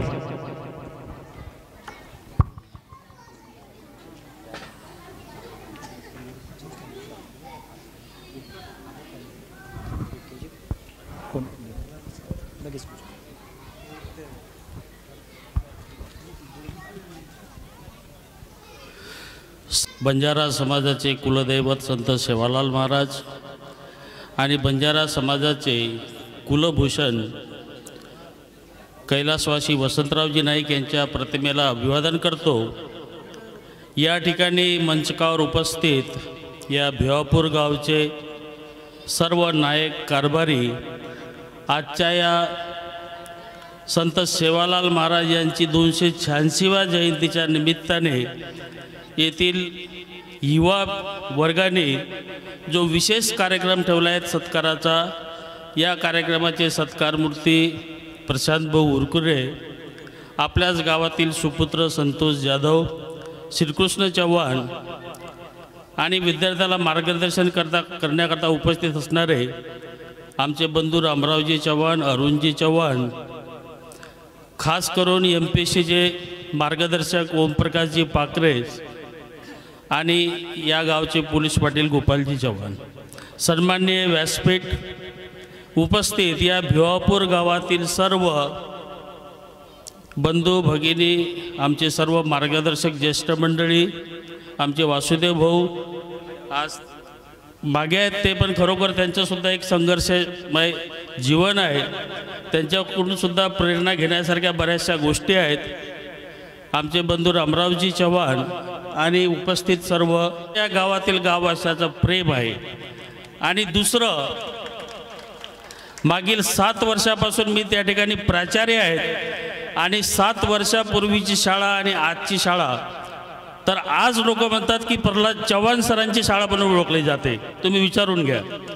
तर हे जे आहे, नुकताच माझ्या शाळेला आपले जे मुख्यमंत्री आहेत त्याने मुख्यमंत्री माझी सुंदर स्वच्छ शाळांसाठी पुरस्कार आयोजित केला आहे. त्यामध्ये तिवसा तालुक्याचं प्रथम क्रमांकाचं 3 लाखाचं बक्षीस मिळालेलं आहे.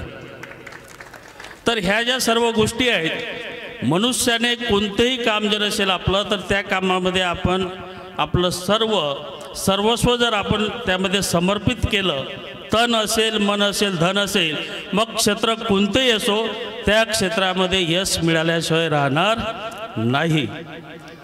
नुकतेच आता प्रशांत उरकडे यांना सांगितलं की माझाच एक विद्यार्थी, त्याचे वडील रिक्षा चालवत होते, त्याला मी सर पुण्याला घेऊन गेलो. आजचे जे फडणवीस साहेबाचे पी आहेत शिखर प्रदिशी साहेब, त्यांनी त्याला आमंत्रित केलं, त्याला पुण्याला घेऊन गेलो.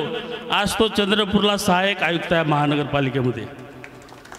स्वप्नील वानखडे अत्यंत गरीब विद्यार्थी होता सर. 5वीमध्ये नवोदयमध्ये आला, 2001मध्ये दिवसाला आला, आज बैतूलला कलेक्टर आहेत तो. आणि अनेक विद्यार्थी मंत्रालयामध्ये अनेक मंत्र्यांचे PA सुद्धा आहेत आणि अजूनही नाव घेतात ते. तर हे सर्व जे आम्हाला करण्याची क्षमता दिली, हे या गावातील संस्कार, या गावातील प्रेम आणि या गावातील व्यक्तिमत्व. मी इतकंच बोलत नाही. माझा मुलगा सर BE झाला. मी त्याला म्हटलं 2000 इकडे तिकडे 4-5 लोकांचं मार्गदर्शन घेतलं, तर सर बोले 2023 में बहुत सी पोस्ट वैकेंट होने वाली है. त्याला म्हटलं BE सिव्हिलच कर. सिव्हिल केलं. मी त्याला इकडे तिकडे राजकीय लगल्यामुळे इकडे तिकडे नेत होतो की कॉन्ट्रॅक्ट बेसवर कुठंतरी लागून जा, पण तो म्हणत होता की नाही पापा मला कॉम्पिटेटिव्ह परीक्षेमध्ये उतरायचंच आहे. एक परीक्षा 2 परीक्षामध्ये 2-2, 3-3 मार्कांनी गेला सर तो. मग मी त्याचे पेपर बघितलेत. नेमकं त्याला लहानपणापासून त्याचं शिक्षण इंग्लिश मिडियममध्ये आल्यामुळं 15 मार्काचा जो मराठी ग्रामरचा होता त्यामध्ये तो विकर्ष अक्षर होता. आणि माझा तर इंग्लिश सब्जेक्ट आहे, आणि इंग्लिश सब्जेक्ट असल्यामुळे इंग्लिश, हिंदी, मराठी यामध्ये पार्ट ऑफ स्पीचेस जो पार्ट आहे, मग इंग्लिशमध्ये सुद्धा 15 मार्क जे असतात पार्ट ऑफ स्पीचेसवरच आहेत, आणि मराठीमध्ये सुद्धा पार्ट ऑफ स्पीचेसवरच आहे. आणि पार्ट ऑफ स्पीचेसच्या बाबतीमध्ये माझं स्वतःचं एक व्यक्तिगत टेक्निक मी सर क्रिएट केलं आहे दिवसामध्ये.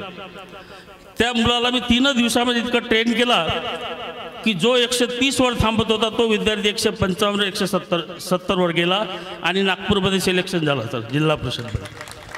तर असंच मी विद्यार्थ्यांना सांगणार आहे की जसं क्रिकेटचा खेळाडू असतो, तो क्रिकेट खेळत असताना त्याला धावा काढायच्या असतात, तर कोणता विकर्ष अक्षर आहे. संतोषच्या बाबतीमध्ये सुद्धा मला एक गोष्ट आठवते. जेव्हा संतोष SRP मध्ये पोलीस भरतीसाठी गेला होता, फिजिकल दृष्ट्या संतोष कमकुवत होता. फिजिकलमध्ये त्याला इतरांपेक्षा मार्क्स कमी मिळणार होते, परंतु संतोष अभ्यासू विद्यार्थी होता, नॉलेज त्याला जास्त होतं आणि लेखी परीक्षेमध्ये तो जास्त मार्क्स मिळणार आहे. आणि लेखी आणि शारीरिक या दोन्ही मिळून तो रामपालच्या मागे आला. तर अशा प्रकारे आपण क्षेत्र निवडायला पाहिजे.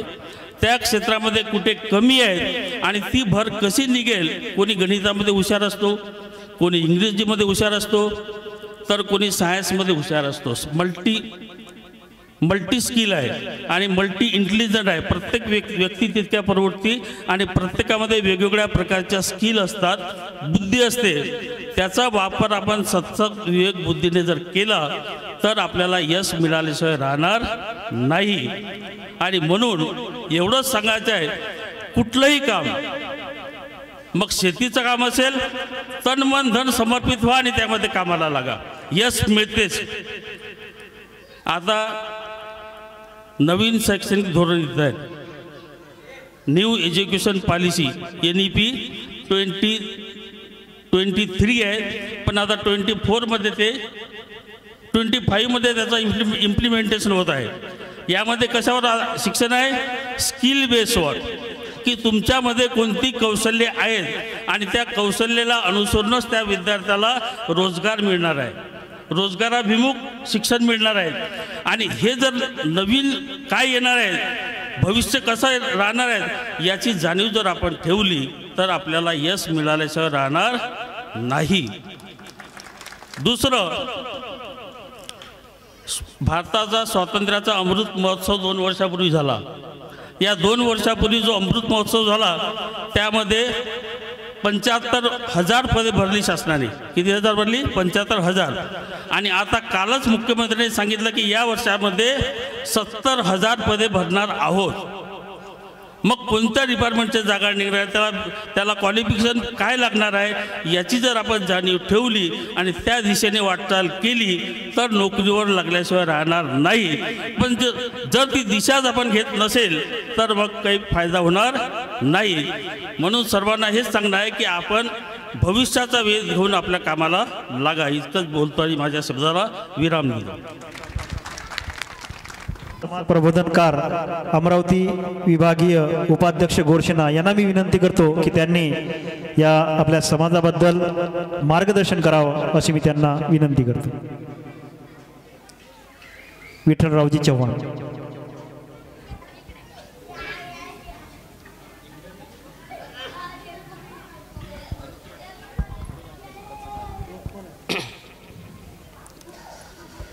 गुरु सेवालाल मार भाई बहन सगा शण गोतो. आज सद्गुरू सेवालाल महाराजेर 286वी जयंतीचं आणि ही जे तांडोचं ही जे नगरचं तो आता 3 वातेर संगम मंदी काय नेतृत्व कर्तृत्व आणि वक्तृत्व तिन्ही वातेचं इंदूर बोले माई वागे माई ये तिन्ही वाते मंदी काही एक वाक्य त्या दिखाई तो सक्सेस लोक आताचं करण मनी दिखावच कहा तो मन हनवाटो इंदूर बोले मालकचं वागे मालकचं ये लोग कहते हैं पण छेनी इंदुकन मन एक बात दिखाई any formality thoughts any formality speech any formality action बोले माई वागे माई करणीय बातें दिखाई. अब विज्ञान सायन्स कच अब जे आता बी जे विचारवंत आम्हाला शेर नाम तो मन काही हरदचे मग केतो बी कोणी पण मग हिंदून आधार करून मांग काही 5-7 मिनिटं काही विचार मांडेवरच तो हनुकच बा शिक्षणेर महत्व काहीच मन आता दिखाय. जना दुसरं महायुद्ध हेतो जना दुसरं महायुद्ध हेतो जना विस्टन चर्चिल के लागो हर बातें कपात करो बिल्डिंगे पड़ती वे तो पड़ जाए दो ब्रिज फूटते हुए फूट जाए दो विमानतल खत्म हेतु तो हे जाए दो रेलवे स्टेशन खत्म हेतु हे जाए दो पण विश्वविद्यालय यूनिवर्सिटी शिक्षणेर शाळा बंद मत पड़े दो. कहा तो रेलवे खड़ातो आओ विमानतल बनातो आओ रोडे बनातो आओ पण शिक्षण खत्म है गो तो पीढ़ी खत्म है जाओ आणि पीढ़ी खत्म हैगी तो डबल खड़ातो है नी. सायन्स कच एक भाषा कंप्लीट आई तो बुद्धिर 10% विकास वच. एक भाषा कंप्लीट आई तो बुद्धिर 10% विकास वच. 10 भाषा कंप्लीट आई तो 100% विकास वच. आणि जे राज आपण जयंती करायचा नी ये सद्गुरू सेवालाल वो 17व्या-18व्या शतके 22 भाषा तिथी 22 भाषा तिथी नेपोलियन बोनापार्ट रणनीती शिकत होतो. जना आता बिझनेस करणे इंग्रज लोक आहे 500 वर्षे में 71 देशांनी गुलाम बनायच. चेक कर लो डिक्शनरी 500 वर्षे 71 देशांनी गुलाम बनाए आणि वो जना आता पहली ईस्ट इंडिया कंपनी लायते वो रांगा आशिया रशिया अमेरिका आणि आफ्रिका में गोर माटी बिजनेस करते थे. तम भूल गए महार्द कर दुचो भूल गए महार्द कर दुचो करण गोरमाटी मातेर वाते कच शिक्षणेर वाते तो हम 11वीं शतके के सिकच सिकावच सिक्के हाथ मलावच सिक्के राज घडावच ई वाते भूल गए पण आबा आजी भी डबल ही बात आवगी कि तो शिक्षणे जोर दे रचो ई घणाच वाच. मार भाई बहन सगा शणगन गोतो चायना में एक बांबूर झाड वन वासिकाचा वन बांबूकाचा वो 4 साल वदेनी 4 साल और वाढ है नी और जड़े जमीने में जाओ अरे कच बा वाढे नी काही अरेंट वाढ जाओच फळ लाग जात फूल लाग जात हवा में पड़ जाओ 4 साल वाढे नी पण 5वें साले 6वें हफ्ता में 90 दने में 300 फूट उंच जाओच.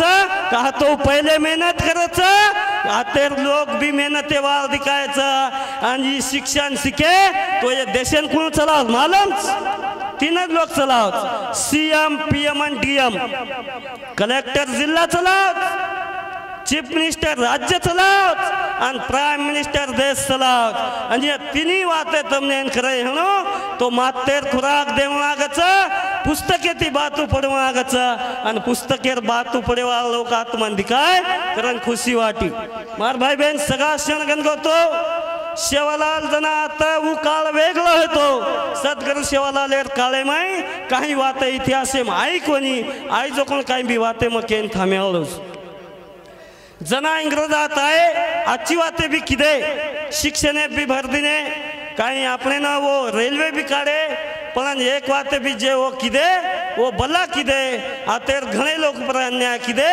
जना सद्गुरु शेवालाल एक वात छत्तीसगढ़ में 16-18 बैठक लीधो घणे लोग मालूम छे नहीं 16-18 बैठक लीधो वो बैठक में बंद कीधो ये लोग सुधेर दे तो ठीक नहीं तो हिंदू नाते थी दबाव लागत और वो सर मातेर लड़ाई भी लड़ो मातेर लड़ाई लड़े सारू गोरमाटीन संगठित बिदो अपन केरचा हमार क्लास 1 है गे हमार सीएम है गे हमार मिनिस्टर है गे पर संविधान कच जिसकी संख्या भारी उसकी उतनी हिस्सेदारी पच हीच तो जातीय न्याय जनगणना जेतान कोण भी सेवालाल वो कालेम सिस्टम बनाए कतरा टांडेम कतरा लोक्स कौन से टांडे में कौन सो बिजनेस माल और सिस्टम बनाए एक के टांडेम नायक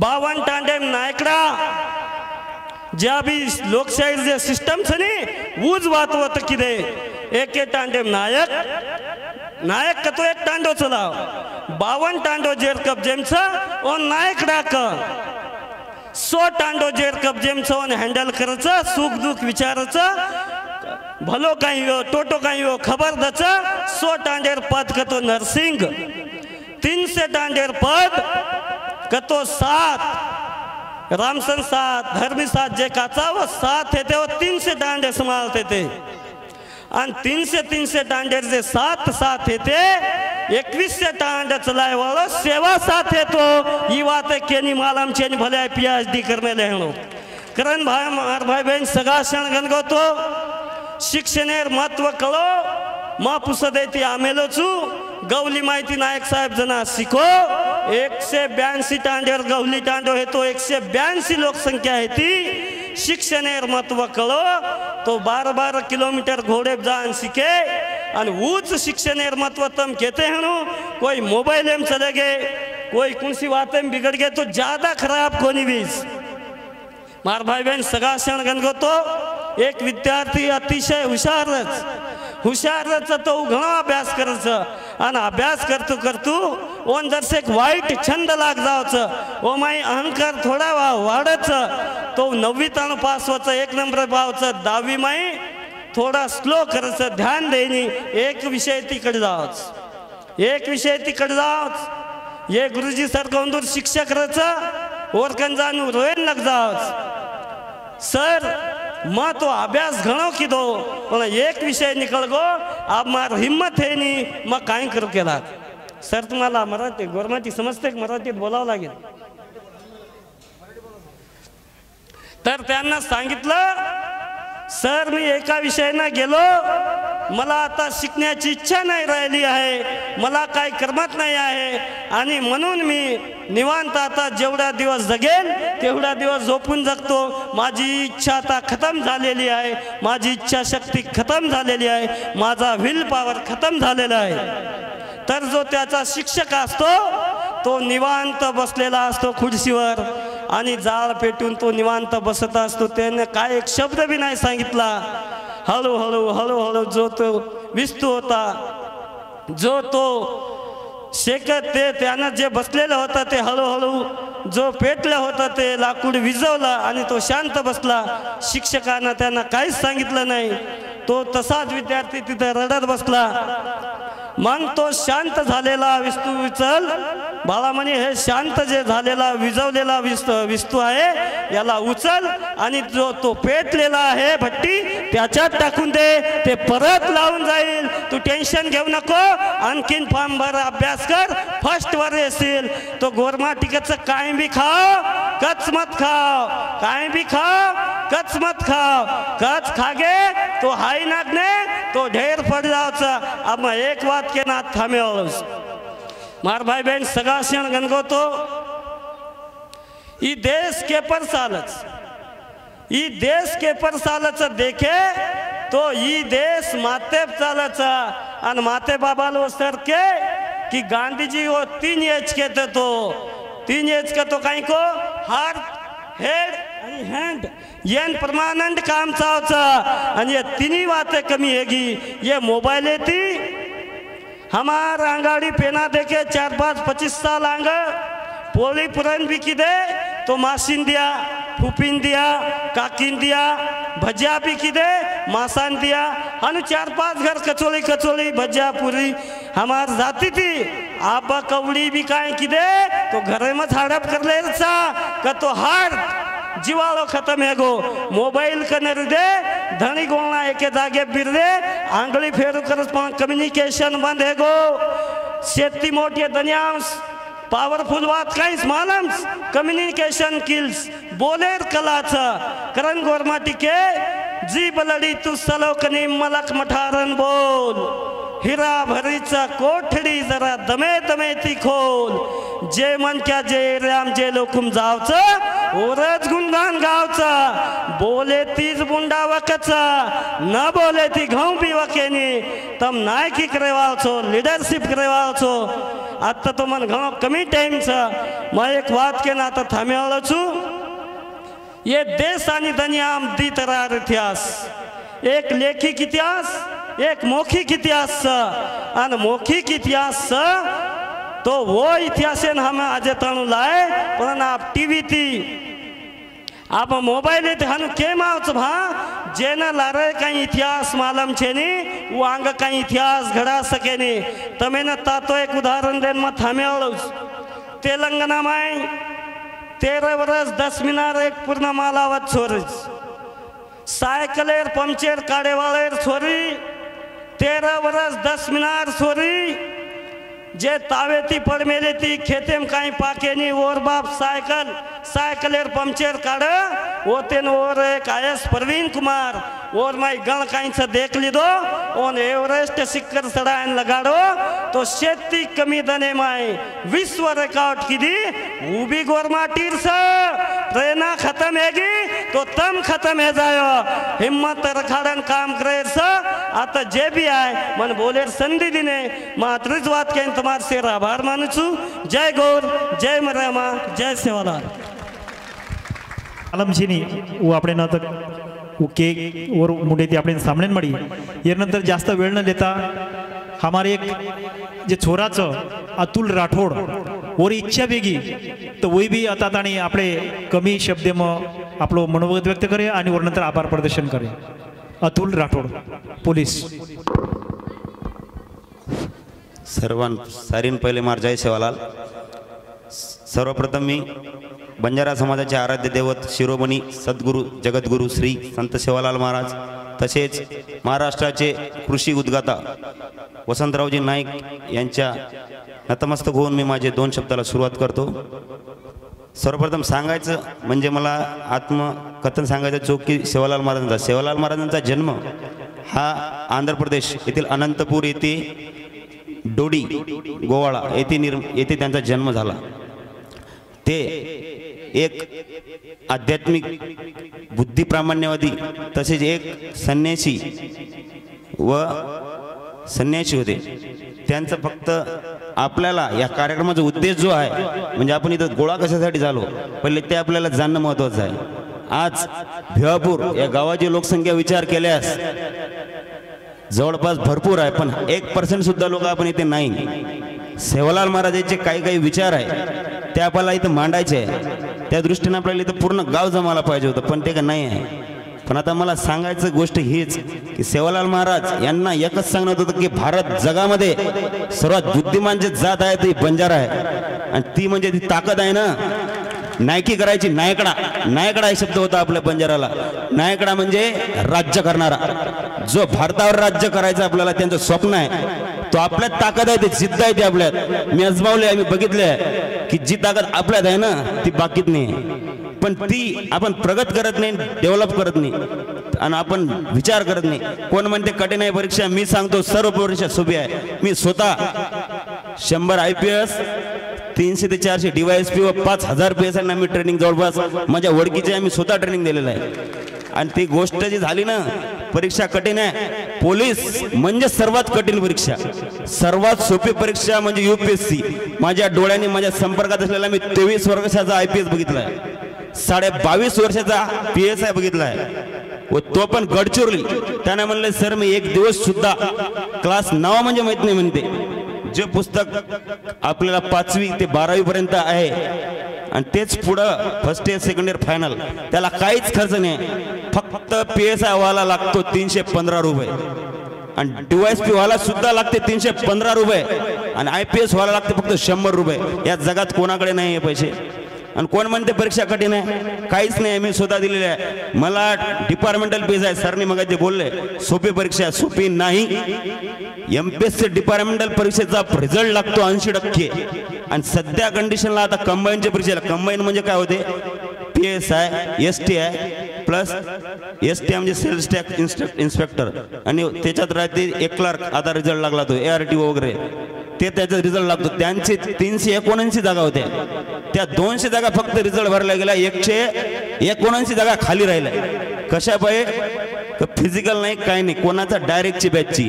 शोकांतिक आहे की त्यांना 300 पोरं 379 पोरं महाराष्ट्रात भेटले नाही जागा भरासाठी.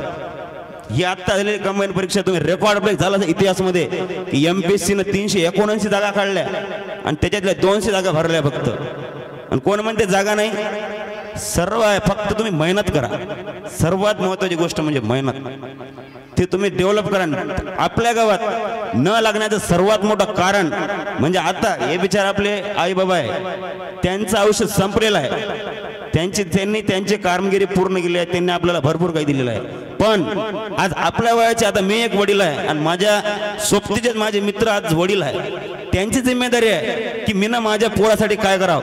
हे बघा इथं किती लोक आहे आपल्या गावातले, त्यांनी स्वतःना समजायला पाहिजे माझा पोरगा काय करतो, त्याने आत्मचिंतन करायला पाहिजे एक बाप म्हणून. तुम्ही जे जिंदगीभर कष्ट करता ना, आता माझ्यासाठी उदाहरण म्हणून पंकज हा माझा मित्र अंकुश राठोडचा भाऊ, ब्रिलियंट पोरगा आहे तो, पण काय 500 रुपयाची क्रिकेट आणि 1000 रुपयासाठी अख्खं आयुष्य वाया घालून दिलं. सरळ सरळ पास झाला असता करोडो रुपये भेटले असते त्याला. आणि स्पोर्ट एवढा खतरनाक इव्हेंट आहे ना, तुम्हाला काहीच करायची गरज नाही. डायरेक्ट DYSP, एका दिवसात DYSP पोस्ट, एक कुस्ती खेळा DYSP बना. काय त्यात कठीण काहीच नाही. स्पोर्ट ऍक्टिव्हिटी खेळू द्या पोरांना, मोबाईल मध्ये ना खेळू देऊ. तुम्ही बघा पोरगा मोबाईलात काय बघतो. मोबाईल वाईट नाही, मोबाईलात एवढी अभ्यास आहे की जगातलं काय बी विचारा ना हो मोबाईलला. तुम्ही अंतराळातला विचारा, तो बी तुम्हाला ॲक्युरेट सांगणार. तुम्ही बघा तुमचा मुलगा काय करतो मोबाईलात. मोबाईलात भरपूर आहे, मोबाईलपेक्षा त्याला दूरच ठेवा ना हो. पुस्तक आणून दे त्याला. पुस्तकची किंमत काय आहे? अरे काहीच नाही. त्या पुस्तकची किंमत 150, 200, 300, 500 रुपयात किती पुस्तक येईल तुमच्याकडे. ठप्पी लागेल ते झेरॉक्सची, नोट्सची. कायला काय खर्च आहे? कोण म्हणते पैसे लागतात? काही नाही. कलेक्टर सुद्धा 0 पैशात होते, काही गरज नाही. हे दारू मटण घ्या आपले शौक नाही आहे, या अमीर लोकांचे आहे, सोडून द्या, काही अर्थ नाही. अरे मी तिथं काम करतो, तिथं मला म्हणतात तू बंजारा आहे का? मी म्हणतो मी ब्रँड बंजारा आहे, जे मटण खात नाही. माझे सेवालाल महाराज कधी त्यांनी म्हणलं नाही मटण खा, त्यांना ते वज्र आहे की मटण खाऊच नका. कारण बंजारा आहे ना, ते पांढरा रंग जो झेंडा दिसतो ना, तो इमानदारीचा, श्रद्धेचा आहे, इमानदारीचा आहे. इमानदारीने जगा. सेवालाल महाराजांनी म्हणलंय की प्राणी हत्या करू नका, कारण ओळख जी आहे ना बंजारा समाजाची ते प्राणीमुळे आहे. आणि सेवालाल महाराज जे आहे ना, त्यांचे वडील सेवालाल महाराज जे खूप रईस होते, 5000 गाई त्यांच्याकडे होत्या म्हणते. त्याच्यावर ते कसे जगू शकत होते? काय गरज नव्हती त्यांना. समाज भ्रमण करायची, जग करायची, माझा समाज सुधारला पाहिजे. ते काही नाही. आता जे आहे ते 1739 तेव्हा जन्म आहे त्यांचा. 1806 मध्ये मरण पावले आहे ते. एवढं वर्ष झालेले नाहीत त्याला. 1100 इसवी सन 1111 ते 1200 तेव्हापासून बंजारांचा इतिहास आहे. इंग्रज सुद्धा थरका पाहिजे बंजाराला. ठगाचा बंदोबस्त कोणी वाचला असेल, लॉर्ड माउंट बॅटन यांनी ठगांचा बंदोबस्त केला होता. ठग म्हणजे दुसरे कोणी नाही तर आपण बंजारा होतो. एवढे कापायचे ते इंग्रज सुद्धा बंजाराला घाबरायचे, कारण बंजारा काय चीज आहे, योद्धा. बंजारा संत नाही. बंजारा सेवालाल महाराजांनी स्वतःनी सांगितलंय की मी संत नाही, मला कधी संत बोलू नका, मला योद्धा बोला, मी योद्धा आहे. तसेच त्यांनी तुम्हाला शिकवण दिली आहे, तुम्ही माझे योद्धे आहेत, तुम्ही सुद्धा योद्धे आहे. तुम्हाला या भारतावर नाही का राज्य करायचं आहे. ते मन बिचारे छकुले बोलून गेल्या, 2 मुलं मुली ते मग राम मामाचे मुलं, त्यांनी म्हणून गेल्या स्वतःचा दिवा स्वतः जाळा. म्हणजे त्यांना दिवा लावायचं नाही म्हणायचं आहे, तुमच्यात ती ताकद आहे, तुम्ही लावून घ्या. सरळ अजून ते आपले आयोजक ते गुरुजी बोलून गेले, शिकायचं शिकावचं, शिके राज घडावचं. म्हणजे आपण शिकलो की आपण दुसऱ्याला शिकवतो, आपल्याला दुसऱ्याला शिकवलं की ते समाज जागृत होते, हे समाज जागृत झालं की तो पुरा भारत जागृत करते. तसं म्हणजे ती म्हण आहे ती सेवालाल महाराज तेव्हा सांगून गेले, शिकायचं शिकावचं, शिके राज घडावचं. राज घडावं म्हणजे राज. तसेच ब्राह्मण समाज ते राज घडून आले. राज भारताचा सरन्यायाधीश म्हणजे भारतातला सर्वात मोठा व्यक्ती. राष्ट्रपती फक्त नामाला असतो, भारतातील सर्वात मोठा व्यक्ती म्हणजे सरन्यायाधीश, म्हणजे जो सर्वोच्च न्यायालयाचा न्यायाधीश, तो निर्णय देतो आज ब्राह्मण आहे. त्याच्यानंतर आला की PM, तोही ब्राह्मण आहे. तेच आहे, ते राज घडवून राहिले. त्यांनी जाणून घेतलं राज, त्यांनी जाणीवच करून दिली कोणत्या स्तरावर समाजाला आपण क्षत्रिय क्षत्रिय, पण आपल्याला त्यांनी शिक्षण घेऊ दिलं नाही ब्राह्मणांनी. त्या काळात ब्राह्मणांनीच शिक्षण घेतलं म्हणून आज ते राज घडवून राहिले. ती म्हण त्यांना लागूया, आपल्याला नाही, पण ते आपल्याला लागू राहिले पाहिजे. पण आज काय होऊन राहिलं, आमचे समाज राजकारण कुठं करतात, चिल्लर राजकारण. राजकारणाला भेवापुरात कोणाला समजत असेल तर माझ्याशी बोला, मी सांगतो राजकारण. मी राज्यघटना पाठ केली अख्खी, कोणाची असेल असो, मी राज्यघटना वाचले, कलमा सिद्ध पाठ आहे माझ्या. आणि भेवापुरात सांगा माझ्या पुढे या, कोणाला राजकारणाला रस समज का सांगा. ते जाधव सरांनी सांगितलं की बंजारातली एकटी पोरगी PSI झाली, त्याचं एकमेव कारण काय आहे, आपली जागा आहे ना. आता तुम्ही बघत नसाल, मी प्रत्येक PSI कोणती MPSCची लिस्ट लागेल मी प्रत्येक बघतो. का बरं, कारण मला तळमळ आहे माझ्या जातीची. आणि का बरं नाही लागत, एक मुलगी काय ती माहिती आहे का, कोणाला माहिती आहे कारण, कोणते करते का अभ्यास, तुम्हाला माहिती आहे कोणाला, मी सांगतो काय कारण आहे. बंजारा समाजाची जे जागा आहेत ना, आपण DTA मध्ये आहोत. DTA जागा आहे ना, सर्व हे राजपूत लोक सांगतात, औरंगाबादकडे लोक आहेत ते राजपूत जात सरनेम, जे बी DTA आपल्या बंजारा जागा आहेत ना ते घेऊन टाकतात. मग कसे होणार तुमचे लोक. तुम्हाला राजकारण करायचं आहे ना तर इथं करा, जे अख्ख्या भारतात आहे ना ST मध्ये आपण इथं आणून द्या ना. मी सांगतो ST म्हणजे काय कॅटेगरी. आता आपले बिचारे लोक शिकलेले नाही, माझे आई बाबा बी शिकले नाही, तुम्ही आपण सारखेच आहे. का बरं नाही लागत नाही, मला 200 मार्ग आहे, ST वाला फक्त 100 मार्गावर लागतो, काऊन नाही लागणार. SC ST वाला आपल्या गावात बिचारे हे बी लोधी समाज, ते नाही म्हणतात ते आम्हाला लवकर लागत नाही, काहीच नाही. तो अभ्यास करा, जात पात काही नाही, सरळ अभ्यास करा, मेहनत करा, नोकरी आहे, काहीच नाही. आम्हाला मार्गदर्शन नाही. मी सांगतो माझी लायकी IPSची आहे, पण मी माझा गुरु मीच आहे, मला कोणीच सांगितलं नाही बाबू हे कर. आणि माझी क्वालिटी माहिती आहे मी काय, माझा कंटिन्यू पहिलाच नंबर आहे. 12वीत पहिला नंबर आहे. कुऱ्यात 350 पोरं होते, 350 मध्ये माझा पहिला नंबर आहे. माझ्या बाबाची इच्छा होते DED कर, मी केलं, पण त्याला काही अर्थ नाही. तुम्ही बघा पोरगाची क्वालिटी काय काय पाहिजे. माझे बाबा अनाडे बिचारे तसे तुम्ही पण आहे, पण तुम्ही गायडन्स घ्या ना कोणाकडून. आणि गायडन्स नाही त्या मोबाईलमध्ये विचारा ना त्या पोराला काय करायचं आहे, करू शकते, काहीच मोठी गोष्ट नाही. म्हणून सर्वात मोठी जिम्मेदारी आहे ना आजच्या घडीला तुमची आहे. बाप म्हणून काय करायचं तर तो पोरगा काय करते ते बघा तुम्ही. आणि काय तुम्ही आयुष्यभर कष्ट करून जगलेले आहेत, जे बी घरदार बांधले आहेत ना ते कष्ट करून आहे. अरे काही नाही, मी बघितलं ज्याची ज्याला काहीच क्वालिटी नाही तो माणूस कुठचा कुठं आहे. आता मी जवळ 5000 PSI माझ्या डोळ्यानं बघितलं आहे. जे कॉन्स्टेबलच्या लायकीचे नाही ते PSI झालेले आहेत. आता त्यांनी मेहनत केली असेल ते आहे, पण क्वालिटी आहे ना. मी बघितलंय बिचारा तू उमेश राठोड, तुम्ही बघ सगळं किती मेहनत केली बिचारानं, पण का नाही भाव. म्हणून का बरं तुम्ही फक्त PSI लागता, पोलीस कॉन्स्टेबलसाठी लागता. चिल्लर नोकरी, सर्वात थर्ड क्लास नोकरी पोलीस कॉन्स्टेबल. आणि ते सर नाही बोलले ना PSI सर सोपी परीक्षा नाही, डिपार्टमेंटल PSI. आणि त्याच्यापेक्षा तुम्ही म्हणता कॉन्स्टेबल सोपं नाही, सर्वात हार्ड आहे ना कॉन्स्टेबल आहे, सर्वात सोपं आहे ना या ऑफिसर आहे, जिथून PSI पासून रँक वर पुढे चालू होते. आजपर्यंत एक DYSP माझ्या डोळ्यासमोर एक DYSP घडला आहे आणि एकच पोरगी PSI घडली आहे. कारण आपण पोरगी झाली 18 वर्षे झाली लग्न करतो, शिकू द्या. कारण सेवालाल महाराजचं तत्व आहे, जो बुद्धी हे आपल्याला दिले आहे ना, पहिले जुने लोक आशीर्वाद द्यायचे, तर शिळो थंडोर काढेस कासाठी बुद्धी शांत ठेव, शांत विचार कर, असे ते शब्द आहेत आपले. ते अजून जाणजो छाणजो पचच मांडजो शब्द एवढा तारतम्य आहे ना शब्दात, पण आपण जाणलं पाहिजे.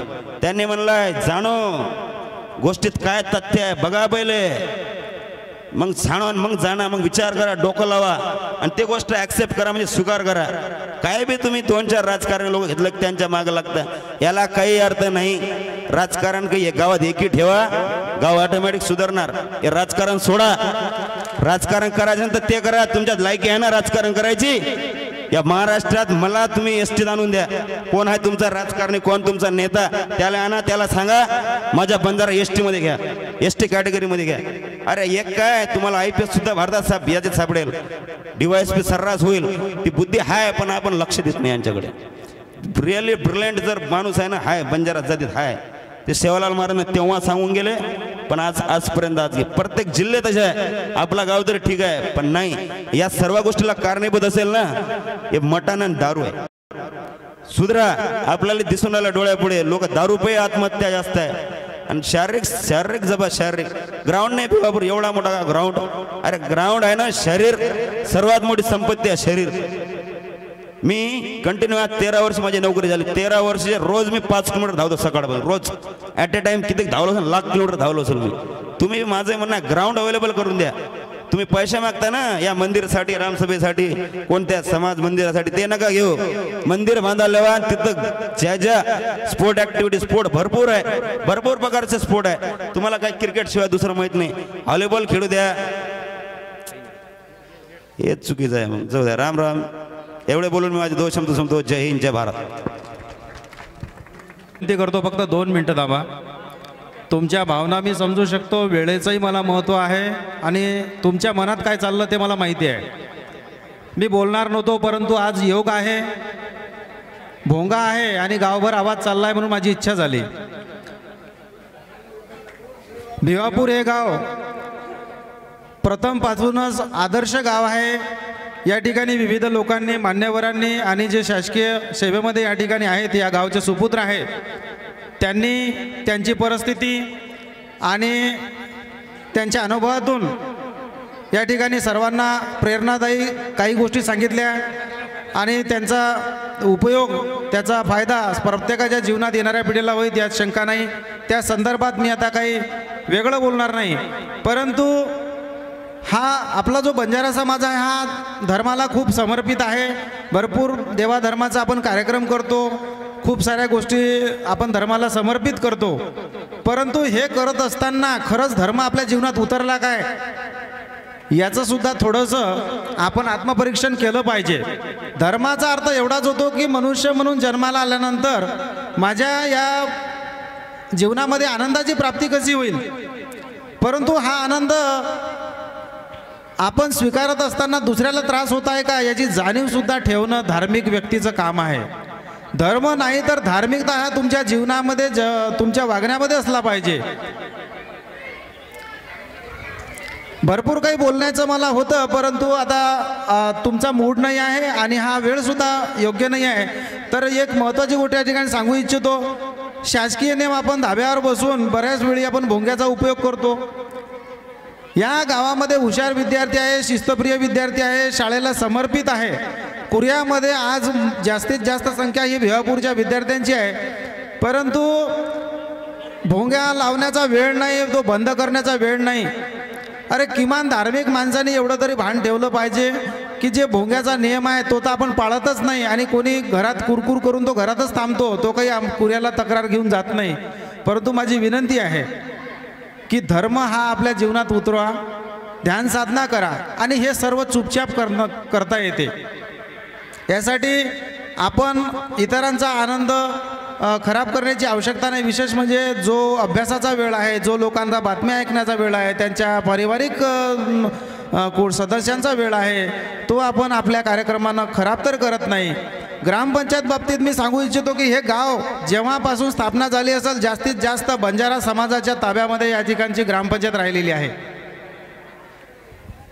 प्रत्येक वेळी आमदार खासदार गोड गोड बोलतात, तुमच्या त्या कुलदैवतांची तुमच्या संतांची तारीफ करून जातात, कारण त्यांना फक्त निवडून यायचं आहे, तुमचं मत घ्यायचं आहे. ते तुमच्या विरोधात नाही बोलू शकत. बंजारा समाज जर जुन्या काळी इतका मोठा प्रगत होता आणि अख्ख्या जगावर राज्य करण्याची क्षमता होती, तर तुमच्या गावचा पोलीस पाटील, तुमच्या गावचा कोतवाल, तुमच्या गावचा तलाठी, तुमच्या गावचा ग्रामसेवक याच्याकडून सुद्धा काम करून घेण्याची कुवत या समाजामध्ये असायला पाहिजे. ती खरी शूरवीरता आहे. ते तुमच्या गावचे नौकर आहे आणि त्याचे मालक तुम्ही आहे. तर अशा पद्धतीने आज मी पाहतो की बंजारा समाज वर्षानुवर्षे कर्मचाऱ्यांच्या गुलामगिरीत आहे. हे मी स्वतः भोगलेलं आहे. मी भरपूर या बाबतीत बोलणार होतो, परंतु सध्या ही योग्य वेळ नाही. जेव्हा वेगळा एखादा कार्यक्रम काही याबद्दल होईल तर तेव्हा आपण हा सुद्धा महत्त्वाचा विषय या ठिकाणी घेऊ. संत सेवालाल महाराजांची जी आता महाराष्ट्रभर आणि पुऱ्या भारतभर संत सेवालाल महाराजांची जयंती आपण उत्साहात साजरा करतो, परंतु होते काय की जे संतांचे जे सामाजिक हे जे उत्सव आहे हे सर्वच युवक लोकांनी हायजॅक केलेले आहे.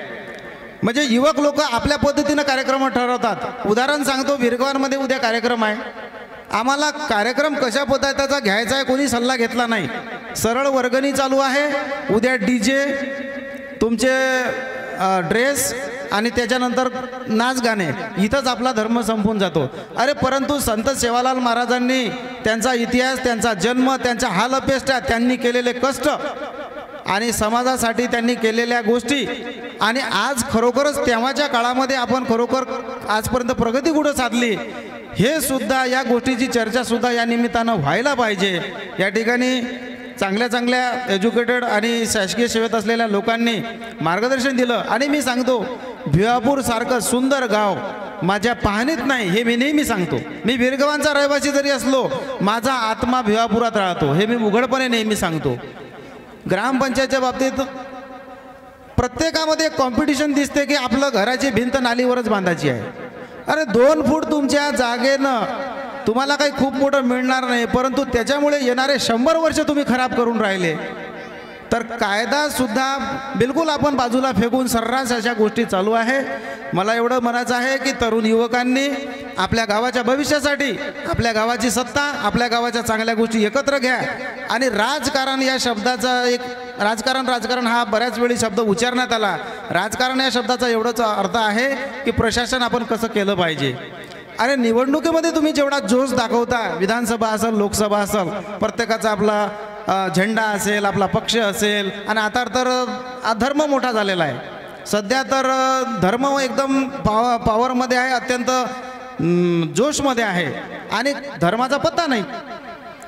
तर ह्या सर्व गोष्टी इतक्या दूरच्या केल्यापेक्षा आपल्या गावासाठी आपण खरंच काय करू शकतो.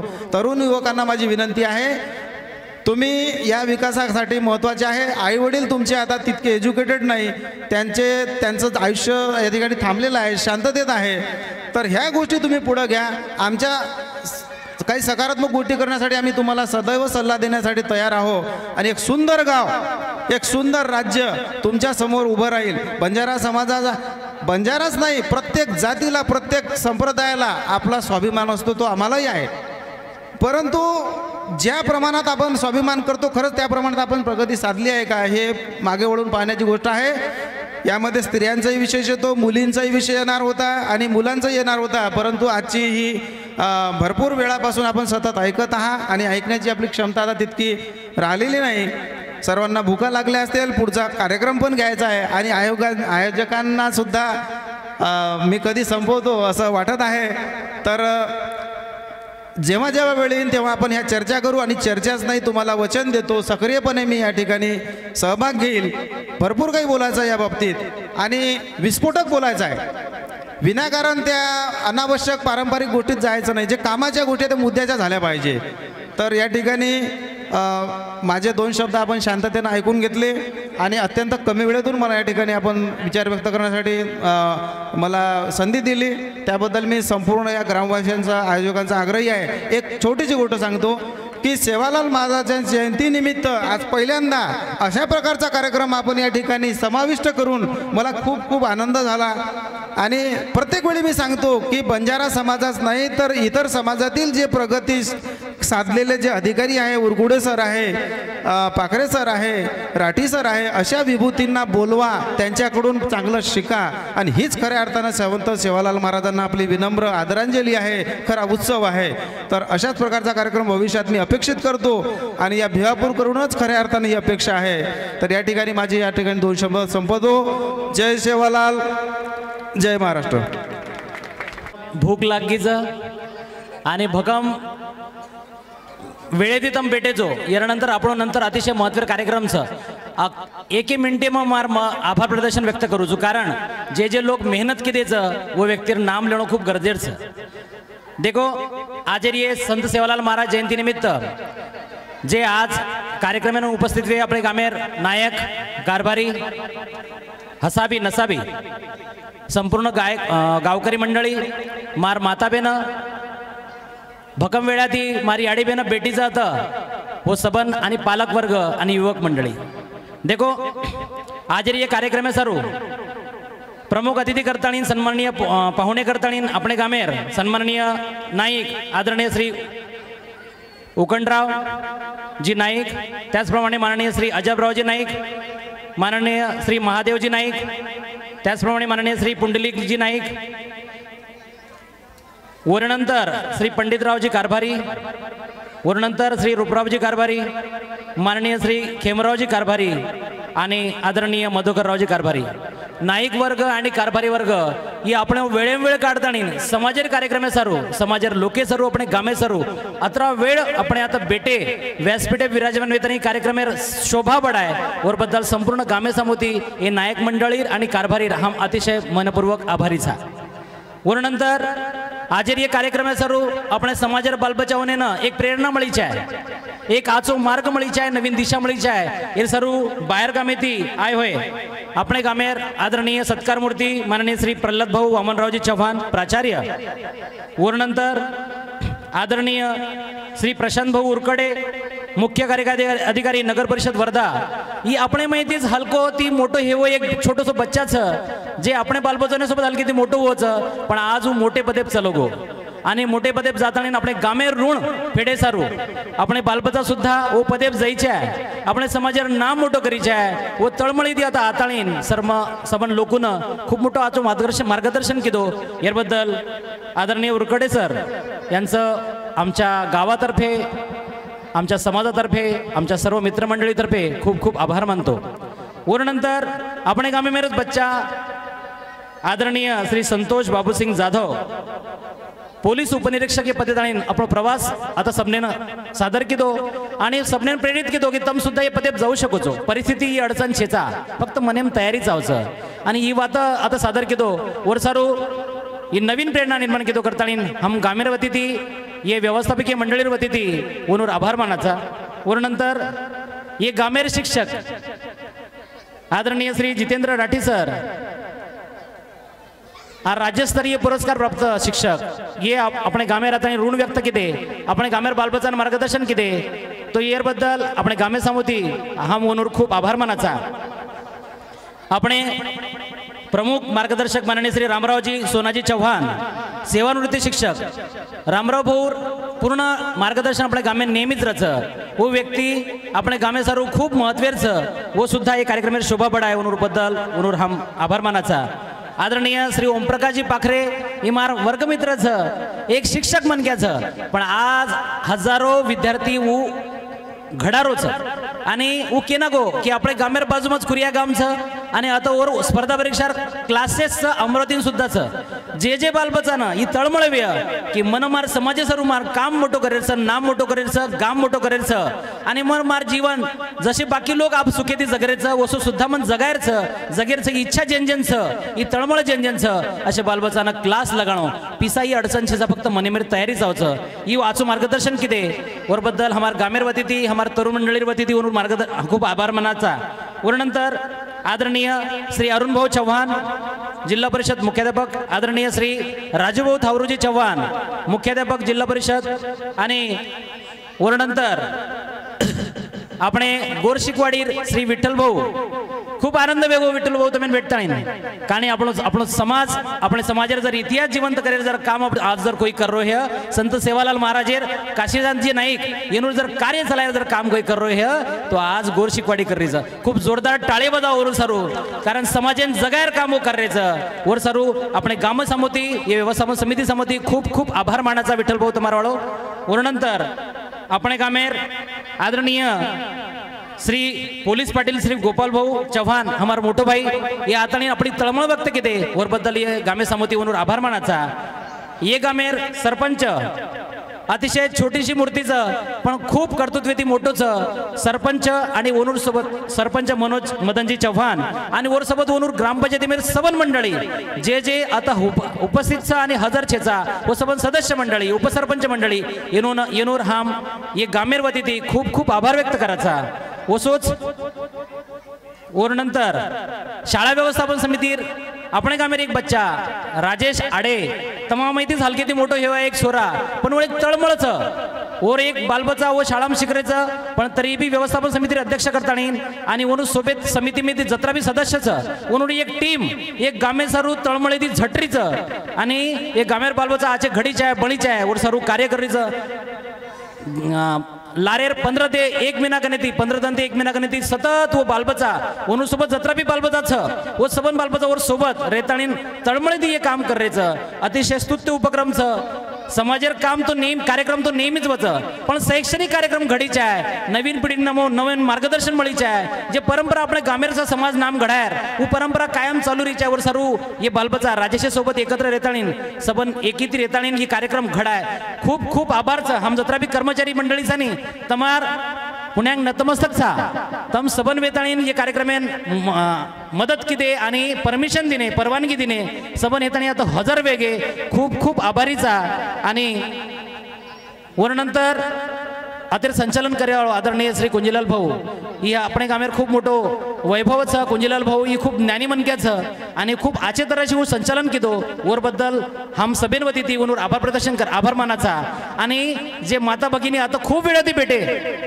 सबन वादा सांभाळली दे वर हमार समिती वनूर खूप खूप आभार मानाचा आणि तरुण मंडळी तरुण युवक येऊन मार्गदर्शन सर्व नंतर कार्यक्रम आपण आयोजित करूयाच पण छोटे छोटे बच्चा मंडळी सुद्धा आता आता भेट गे वो सबन बच्चा मंडळी हमारी वती ती कार्यक्रम आयोजक वती ती खूप खूप आभार मानाचा आणि ये जे साऊंड सिस्टीम जे आयोजन केले साऊंड सिस्टीम वाळ्यार अतिशय आचो कार्यक्रम साऊंड सिस्टीम सेवा दिने वर बद्दल साऊंड सिस्टीम वाळ्यार खूप हम आभार मानाचा आणि प्रत्यक्ष अप्रत्यक्षरित्या समाजे सारू ये कार्यक्रम सारू जे जे लोक मदत की देवे जे नाम सुट गेवे जे कोई माता भगिनी भी जे मदत की देच वो प्रत्यक्ष अप्रत्यक्ष रूपे सबन मार भेन भेनेर मार माता भगिनीर मार याडी बापेर मार वडीलधारी मंडळीर हम हमार वती ती एक समाज ऋण व्यक्त करायचा आणि आभार व्यक्त करायचा अत्रा करतानी आयोजक वती ती कार्यक्रम संपवू असं जाहीर करूचो जय जय सेवालाल जय जय सेवालाल